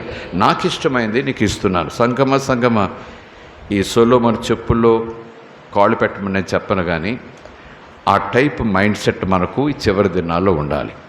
దేవుడు నిన్ను కిందవాడిగా ఉంచడు, దేవుడు నిన్ను తోకగా ఉంచడు, దేవుడిని చేయి కింద ఉంచడు. ఖచ్చితంగా నీ దేవుడు, నీ రాజు, నీ ప్రభువు నేను ఒక స్థాయికి తీసుకొచ్చే వరకు నేను వదిలిపెట్టడు. దేవునికి స్తోత్రం కలుగునుగా. ప్రైజ్ ది లార్డ్, హల్లెలూయా. దేవునికి స్తోత్రం. నీ ఐశ్వర్యమునైనను ఘనతనైనను ఇమ్మని అడగకపోయినా నేను వాటిని కూడా నీకు ఇచ్చుచున్నాను. అందువలన నీ దినములన్నిటిలోనూ కూడా రాజులలో నీ వంటి వాడు ఒక్కడు కూడా ఉండడు. దేవునికి స్తోత్రం. రాజు అంటే డబ్బులు ఉంటాయి ఉండవా చెప్పాలి. రాజు అంటే డబ్బులు ఉంటాయి ఉండవా? ఆహారం సమృద్ధిగా ఉంటుంది, అంతఃపురాలు సమృద్ధిగా ఉంటాయి, సుఖభోగాలు సమృద్ధిగా ఉంటాయి, వస్త్రాలు సమృద్ధిగా ఉంటాయి, కిరీటాలు సమృద్ధిగా ఉంటాయి, సింహాసనాలు సమృద్ధిగా ఉంటాయి. అంటే 1,000 మంది సెల్యూట్ చేసి ఎదురుగా నిలబడతారు. అసలు రాజు ఉంటే వాడికి ఏం కొదువండి బాబు. ఆయన ఐశ్వర్యవంతుడు కదా, ఆల్రెడీ మందిరాన్ని కట్టేశాడు కదా, బంగారంతో నింపేశాడు కదా మందిరాన్ని. ఇంటి నిండా ఒంటి నిండా అంతా బంగారం నిధులు. కనుక ఆయన అడగలేదు ఏం కావాలి నాకు, ఇంకా ఇవన్నీ ఉన్నాయి అడగలేదు. కానీ ప్రభువు అన్నాడు చెప్పండి, నువ్వు ప్రజల విషయం, ప్రజల క్షేమం, ప్రజల బాగోగులు, ప్రజల సంతోషం, ప్రజల దుఃఖం, ప్రజలకు వచ్చే కరువు అది నువ్వు మనసులో పెట్టుకున్నావు కనుక నీ ఇంట్లో డబ్బు లేదని కాదు, నువ్వు ఐశ్వర్యం అని అడగలేదు, నేను ఇస్తున్నాను. ఎందుకంటే అడగకపోయినా నా ప్రజల కోసం నువ్వు దీన్ని వెచ్చిస్తావు. ప్రైజ్ ది లార్డ్, హల్లెలూయా. నా ప్రజలకు న్యాయం జరిగేలాగా నువ్వు వెదజల్లుతావు కనుక అంతఃపురమంతా నిధులతో నిండిపోయి ఉన్నా సరే నీకు ఐశ్వర్యమనిస్తాను. దేవునామానికి స్తోత్రం కలుగునుగాక. హల్లెలూయా. ప్రైజ్ ది లార్డ్, హల్లెలూయా. ఇక ముగిస్తూ నేను చెప్తున్నాను, కేవలము దేవుడు సొలొమోను ప్రార్థన ద్వారా లేదా కలలో దర్శనంలో సంభాషణ ద్వారా కేవలం సొలొమోను ఒక్కడిని కూడా దీవించలేదట. నేను నమ్ముతున్నా సొలొమోనుకి ఎప్పుడైతే దేవుడు ఇలాగ ఐశ్వర్యం అనుగ్రహించడం ప్రారంభించాడో, సొలొమోనిక తన వాకిట్లో పనివారు, తన ఇంట్లో పనివారు, తన పనివారు అందరినీ కూడా చాలా ధనవంతులుగా చేసేసాడు. అంటే శాలరీస్ పెంచేసాడేమో, బోనస్లు పెంచేసాడేమో, వాళ్ళకి ఏం కొదువ లేకుండా అన్నీ చూసుకుంటానని అలాగ ఇచ్చాడేమో. నిజానికి చెప్పాలంటే ఒక రాణిగారు వచ్చారు, 10వ అధ్యాయం ఆ మాట చదువుకుని ప్రార్థన చేసుకుందాం. ఒక రాణిగారు వచ్చారు, ఆ రాణి పేరు చెప్పండి బైబిల్లో చూడకుండా. 10వ అధ్యాయం. ఎస్, పాస్ అయిపోయారు, బహుమానం వచ్చి వారం ఇస్తా. ప్రైజ్ ది లార్డ్, హల్లెలూయా. శేబదేశపు రాణి సొలొమోను గురించి అందరూ చెప్పుకుంటున్నారు. ఆయన పరిపాలన విధానం, ఆయన జ్ఞానం, ఆయన బుద్ధి, ఆయన వివేచన, ఎంత చిక్కు సమస్యను సరే అలా విప్పేస్తాడంతే. ఎంత చక్కటి సలహాలు ఇస్తాడో ఊరువాడ చెప్పుకుంటున్నారు. ఆ రాణికి ముచ్చటైందట, సొలొమోను జ్ఞానాన్ని పరీక్షించటానికి వచ్చిందట, సొలొమోనుకు ఉన్నటువంటి ఐశ్వర్య నిధులను చూడటానికి వచ్చిందట. దేవుడు ఎంత దీవించేశాడు అంటున్నారు అందరూ. అమ్మో సొలొమోను మామూలుడు కాదంటున్నారు. ఆ రాణిగారు వచ్చారట. వచ్చిన తర్వాత ఏం జరిగింది? 10వ అధ్యాయం నుంచి చూస్తున్నాం చూడండి, 9వ వచనం వరకు. ఈ వచనాలు చదువుకున్న తర్వాత నేను వివరించను, ప్రార్థన చేసుకుందాం. శేబదేశపు రాణి యెహోవా నామమును గూర్చియు సొలొమోనునకు కలిగిన కీర్తి. ఎవరి వల్ల కలిగిందా కీర్తి? దేవుడు. ఎందుకు కలగజేశాడు? దేవుని పట్ల భయభక్తులు కలిగి ఉన్నాడు గనుక. సొలొమోనునకు కలిగిన కీర్తిని గూర్చి విని గూఢార్థము గల మాటల చేత అతనిని పరీక్షించటానికి వచ్చిందా రాణి. ఆమె గొప్ప పరివారంతో గంధవర్గమును విస్తారమైన బంగారమును. సొలొమోనుకి ఏం కొత్త తక్కువ అండి బంగారానికి? అయినప్పుడు బంగారం పట్టుకొచ్చిందట బహుమానంగా. విస్తారమైన బంగారము రత్నములను ఒంటల మీద ఎక్కించుకుని యెరూషలేమునకు వచ్చింది. సొలొమోను దర్శనం చేసి తనకు తోచిన దానిని అంతటిని బట్టి అతనితో మాట్లాడింది. ఆమె వేసిన ప్రశ్నలన్నిటికీ సొలొమోను వెంటనే ప్రత్యుత్తరం చెప్పాడు. రాజునకు అసలు మరుగైనది ఏదియూ లేనందున ఎన్ని ప్రశ్నలు వేసినా వాటికి సమాధానాలు చెప్పేస్తున్నాడు. ఆమె ప్రశ్న వేసిన వాటి అన్నిటి భావము సొలొమోను చెప్పేశాడు. 4వ వచనం, షేబ రాణి సొలొమోను యొక్క జ్ఞానమును, అతడు కట్టించిన మందిరము, అతడి బల్ల మీదనున్న భోజన ద్రవ్యములను ఆవిడ పరిశీలన చేసిందండి. రిచ్ రిచ్ రిచ్ అంటారు కానీ అసలు ఏ వైపుకు చూసినా సరే రిచ్నెస్ కనపడుతూ ఉంది. వస్త్రం చూస్తే, వాకిలి చూస్తే, డైనింగ్ టేబుల్ చూస్తే, మందిరం చూస్తే, బెడ్రూమ్ చూస్తే అన్నట్టు అన్నీ పరిశీలన చేసి చూస్తూ ఉంది. అతని బల్ల మీద ఉన్న భోజన ద్రవ్యములను, అతని సేవకులు కూర్చునే కుర్చీలు చూడండి, అతని పనివారు కూర్చునే పీఠములు, అతనికి ఉపచారం చేసేవారిని, అతను కనిపెట్టుటకు ఉండేవారిని, వారి వస్త్రాలు, ఎలాంటి వస్త్రాలు వాళ్ళు వేసుకుంటున్నారు, అతనికి గిన్నెదించేవారు, అతని పక్క నుండి పానదాయకులు, ద్రాక్షరసం అందించేవారు, వాళ్లను యెహోవా మందిరమందుండు అతడు అర్పించే దహన బలులను చూచి విస్మయం చెందిందట. అబ్బో అనుకోలేదు, కళ్ళు తిరిగి పడిపోయినది పని అయింది ఆవిడికి. విస్మయం ఏంటి చెప్పండి? గుండెలు అదిరిపోయాయి. ఏంటి, పనులు వేసుకుని బట్టలు చూస్తే రాజులు వేసుకునే బట్టలాగే ఉన్నాయి. ప్రైజ్ ది లార్డ్, హల్లెలూయా. వాళ్ళు కూర్చున్న కుర్చీలు చూస్తే రాజుగారిలో కూర్చోవాలి ఆ కుర్చీల మీద, అలాంటి కుర్చీల మీద పనులు కూర్చున్నారు. వాళ్ళు తినే భోజనం చూస్తే, వాళ్ళు కూర్చున్న కుర్చీలు చూస్తే, వాళ్ళు వేసుకున్న బట్టలు చూస్తే, ఇంకా వాళ్ళ క్వార్టర్స్కి వెళ్ళి చూస్తే ఇంకెంత ఉంటాయో బాబాయ్. ఈ సొలొమోను సామాన్యుడు కాదు. దేవుడు ఈయన దీవించడం కాదు, ఈయన దేవుడి దీవెనలందరికీ పనిచేస్తున్నాడు. దేవునికి స్తోత్రం కలుగునుగాక. ప్రైజ్ ది లార్డ్, హల్లెలూయా. విస్మయమొందినదై రాజుతో ఇట్లంది. 6వ వచనం, నీ కార్యములను గూర్చియు నీ జ్ఞానమును గూర్చియు నా దేశమందు నేను వినిన మాట అబద్ధం కాదు, 100% నిజమే. అయినను నమ్మలేదు. నేను వచ్చి కన్నులారా చూడక మునుపు ఆ మాటలను నమ్మకుండా ఉన్నదానిలో సగమైనను నాతో చెప్పబడలేదు. నేను ఇప్పుడు చూస్తునే దానికి నేను విన్నది కొంచెమే. నీ గురించి నేను విన్నది నేను నమ్మలేదు, కానీ ఇప్పుడు నేను వచ్చి చూస్తుంటే నేను చూసేది 100%, నేను విన్నది కొంచెమే నేను నమ్మలేకపోయాను.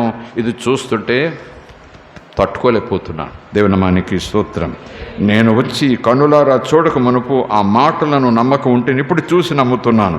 ఇప్పుడు ఉన్నదానిలో సగమైనను నాతో చెప్పబడలేదు. బయట విన్నదంతా కూడా కొంచెమే చెప్పారు వాళ్ళకి అంతే తెలుసు. ఇప్పుడు నేను స్వయంగా వచ్చి చూస్తున్నాను, 100% దేవుడిని దీవించాడు.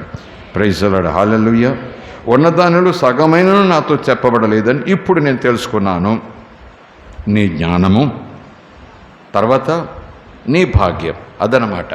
ఇప్పుడు ఆత్మ సంబంధమైనది, మనస్సంబంధమైనది, ఆధ్యాత్మికతకు సంబంధించినది, దైవభక్తి, దేవుడు దానికి సంబంధించింది. తర్వాత నీ భాగ్యం. దేవునికి స్తోత్రం. 2 అందుకే అంటున్నాను, ఇటు దేవుడు ఆత్మీయంగా వర్ధల చేస్తాడు, దానితో పాటు ఆర్థికంగా కూడా వర్ధిల్ల చేసి తీరుతాడు. కానీ మనకు దేవుడు డబ్బు కాదు, డబ్బిచ్చే దేవుడే మనకు దేవుడు. ప్రైజ్ ది లార్డ్, హల్లెలూయా.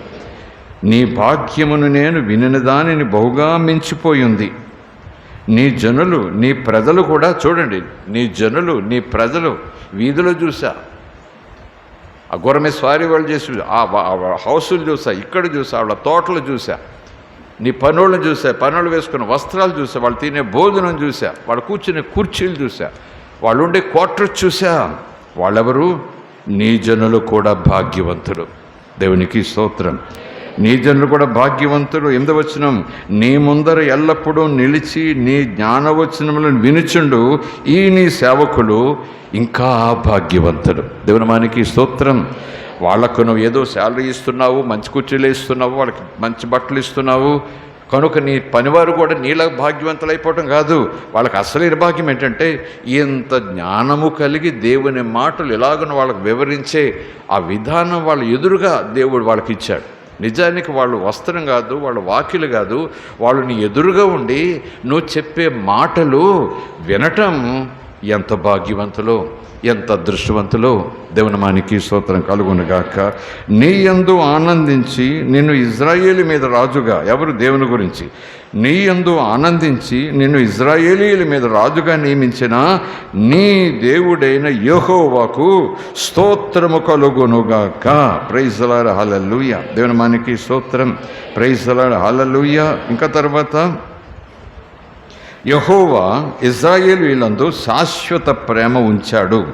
ఈ మధ్యాహ్నం మళ్ళా జ్ఞాపకం చేస్తున్న సంగమ, యేసయ్య నీ మీద శాశ్వత ప్రేమ ఉంచాడు. యెహోవా ఇజ్రాయేల్ మీద శాశ్వత ప్రేమ ఉంచాడు గనుక నీతి న్యాయములను అనుసరించి రాజకార్యములను జరిగించుటకు ఆయన నిన్ను నియమించాడు. దేవునికి స్తోత్రం. ప్రైజ్ ది లార్డ్, హల్లెలూయా. ఆవిడ చూడటానికి వచ్చిందా, చూసిపోవడానికి వచ్చిందా, తినిపోవటానికి వచ్చిందా? అసలే రాణిగారు. ఈయన ఎలాగంటే నేను రాణిని కదా, ఆయనకన్నా గొప్పదాన్ని అవ్వాలని ఏమిచ్చింది రాజుగారికి చూడండి, ఏ బహుమానాలు పట్టుకెళ్ళింది చూడండి. అక్కడ 10వ వచనం, మరియు ఆమె రాణి రాజునకు 240 మణుగుల బంగారం. ఆయనకేంటండి బాబు, చాలా ఉంది. పేదోడికి ఇవ్వచ్చు కదా, పేదరాజులు ఉంటారు అక్కడక్కడ, పేదోడికి ఇవ్వచ్చు కదా. ఏదేంటో దేవుడు ఉన్నోళ్ళకి దేవుడు డబ్బులు ఇప్పిస్తుంటాడు. ఏమో ఉన్నోళ్ళకి దేవుడు డబ్బులు ఇవ్వటం కాదండి, వాళ్ళు దేవుని పట్ల భయభక్తులు కలిగి ఉంచితే ఎందరైనా వచ్చి ధనం ఇస్తూనే ఉంటారు. దేవునికి స్తోత్రం కలుగునుగాక. ప్రైజ్ ది లార్డ్, హల్లెలూయా. ఆమె రాజునకు 240 మణుగుల బంగారం, బహు విస్తారమైన గంధవర్గం, రత్నములు ఇచ్చిందని. షేబ దేశపు రాణి రాజైన సొలొమోనునకు ఇచ్చిన గంధవర్గములంత విస్తారము మరి ఎన్నడైనను సొలొమోను దగ్గరికి ఎవ్వరూ తీసుకురాలేదట. అంత తీసుకొచ్చింది ఆవిడ. ప్రైజ్ ది లార్డ్, హల్లెలూయా. ఒక అవగాహన వస్తుంది కదా. అయితే విచారం, అబ్రహాము దేవుని పట్ల భయం కలిగి ఉన్నాడు. ధనం మీద మనసు పెట్టుకోలేదు, దేవుని మీదే. యోబు కూడా ధనవంతుడు, దేవుడే చేశాడు. కానీ యోబు దేవుని మీద భయభక్తులు. యోసేపును కూడా దేవుడు లిఫ్ట్ చేశాడు పొతీఫర్ ఇంట్లో, అంతా పొతీఫర్ చేతిలో పెట్టేశాడు. అయినా యోసేపు దేవుని పట్ల భయం కలిగి ఉన్నాడు. దానియేలు, షద్రకు, మెషకు, అబేద్నెగోలు దేవుడు కూడా లిఫ్ట్ చేశాడు రాజు దగ్గర. అయినా వాళ్ళు దేవుని మార్గాన్ని అనుసరించకుండా లోక మార్గాన్ని అనుసరించడానికి రాజు దగ్గర నుంచి ఆదేశం వస్తే దేవునికే భయపడ్డారు, కానీ రాజాజ్ఞకు వాళ్ళు భయపడలేదు. ఎంతగా దేవుడు లిఫ్ట్ చేసినా. మరి సొలొమోను ఏం చేశాడు? ఇలాంటి ఘనత విధానం అంతా ప్రారంభంలో చూస్తే అబ్బా సొలొమోనులాగా నేను ఉండాలి అని మీరు నేను ప్రార్థన చేసుకుంటాం. సొలొమోనులాగా నేను తయారు చేయవయ్యా అంటాం. సొలొమోను జ్ఞానం నాకు ఇవ్వయ్యా అంటాం. వెంటనే పరిశుద్ధాత్మ అంటాడు, నువ్వు అడిగేది ఒకసారి ఆలోచించే, నిజంగా అలా చేయమంటావా నన్ను అంటాడు. మనం అనుకుంటాము బుద్ధి, జ్ఞానము, వివేచన అని అంటాం. దేవుని పట్ల ప్రేమ అని అనుకుంటాం. డబ్బు అమ్మో అనుకుంటాం. మరి ఆ తర్వాత సొలొమోను ఈ ప్రేమను, ఈ భక్తిని, ఈ నిబద్ధతను జీవితకాలాంతం వరకు నిలబెట్టుకోలేకపోయాడు. అదే అంటున్నా నేను. జ్ఞానమైతే దేవుడు ఇచ్చాడు, కానీ భయభక్తులు అయితే దేవుడు కలగజేశాడు, కానీ ఆ భయభక్తులను నిలబెట్టుకోలేకపోయాడు. ఇంకా అనేక మంది స్త్రీలను, అన్య రీతిలో విగ్రహారాధన సంబంధమైనటువంటి స్త్రీలను పెళ్లి చేసుకున్నాడు. వాళ్ళందరూ ఈయన మనస్సును ప్రభావితం చేశారు. మా మతం అది, మా విశ్వాసం అది, నేను ఈ దేవతకు పూజ చేసుకుంటాను, మరి నీకు ఇష్టమైన భార్యగా వస్తున్నాను, నాకు గుడి కట్టించాలి, నువ్వు చేయకపోతే చేయకపోయలే పూజ, నేనైతే పూజ చేసుకోవాలి అనేది ఆమె. వెంటనే దేవతకు ఒక మందిరం కట్టించాడు, ఈ దేవతకు ఒక మందిరం కట్టించాడు. దాదాపు ఎంతమంది భార్యలు అందులో ఉంది. అయ్యయ్యో, జ్ఞానం కావాలని కోరినవాడు అజ్ఞాని అయిపోయాడు. అందుకే దేవుడు అంటాడు, దేవుడు జ్ఞానం ఇచ్చినా నిలబెట్టుకోవటం రావాలి మనకి. ప్రైజ్ ది లార్డ్, హల్లెలూయా. నిలబెట్టుకుంటున్నామంటే దేవుని పట్ల భయము, భక్తి, దేవుడిచ్చిన జ్ఞానాన్ని మనం నిలబెట్టుకునేలాగా చేస్తాం. చివరికి వాక్యంలో ఉంది, ఆయనకి ఎంత వైరాగ్యం వచ్చేసిందంటే డబ్బు ఉంటే ఏం ప్రయోజనం, ధనం ఉంటే ఏం ప్రయోజనం, అంత వ్యర్థమని. ప్రసంగ గ్రంథం ఎవరు రాశారు? సొలొమోనే. ఎప్పుడు రాశారు చెప్పండి? అంత పోలేదు, ఆత్మీయత పోగొట్టుకున్నాడు. లేఖనంలో ఉంది, దేవుని దృష్టిలో దేవుని దుఃఖపరిచేవాడయ్యాడు, దేవుని ఆనందపరిచిన వాడయ్యాడు. శాపదేశపురాన్ని కూడా చెప్పింది, నువ్వు దేవుని ఆనందపరిచావు, దేవునికి నువ్వు సంతోషిచ్చేసావు, నీ యందు దేవుడు బహుగా ఆనందిస్తున్నాడని కూడా సాక్ష్యం చెప్పింది.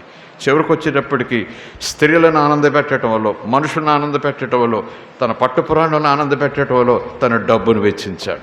కొత్త కొత్త గుడులు, గోపురాలు, బలిపీఠాలు కట్టించేశాడు. వాటి మీద బలులు వాళ్ళు ఇస్తూ ఉంటే, నేను చేయట్లేదు కదా, మీరు చేసుకోండి, నేను దేవుని బిడ్డను అనుకుంటూ కాళ్ళు చేతులు కట్టుకుని కూర్చోలేదండి. ఒక రోజు వచ్చింది, ఈయన ప్రారంభించాడు, ఏమండి ఈరోజు నాతో పాటు మీరు రండి. ముద్దుగా అడిగింది. పోనీలే వస్తాను, నువ్వు చేయమనుకో అన్నాడు. వచ్చాడు. మళ్ళా వారము పక్కన ఉండండి, ఆ తర్వాత మీరు కూడా చెయ్యండి, ఆ తర్వాత మీరు కూడా బలివ్వండి, ఆ తర్వాత ఈయనే అన్యదేవతల బలిపీఠముల మీద బలులు అర్పించుచూ వచ్చెను సొలొమోను.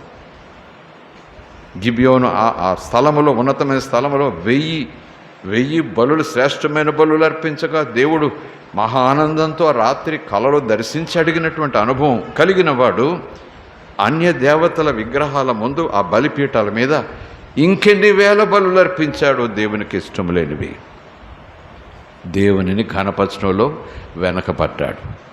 కనుక దావీదు కొడుకే కావచ్చు, సొలొమోను ప్రారంభ భక్తే కావచ్చు, కానీ ఈరోజు మీకు నాకు పాఠమని చెప్పండి, అంతము వరకు మీరు కాపాడుకోవాలి, అంతవరకు మీరు దేవుని ఆనుకోవాలి, అంతవరకు ఆయననే ప్రేమించాలి, అంతవరకు ఆయన మార్గంలో మీరు నడవాలి.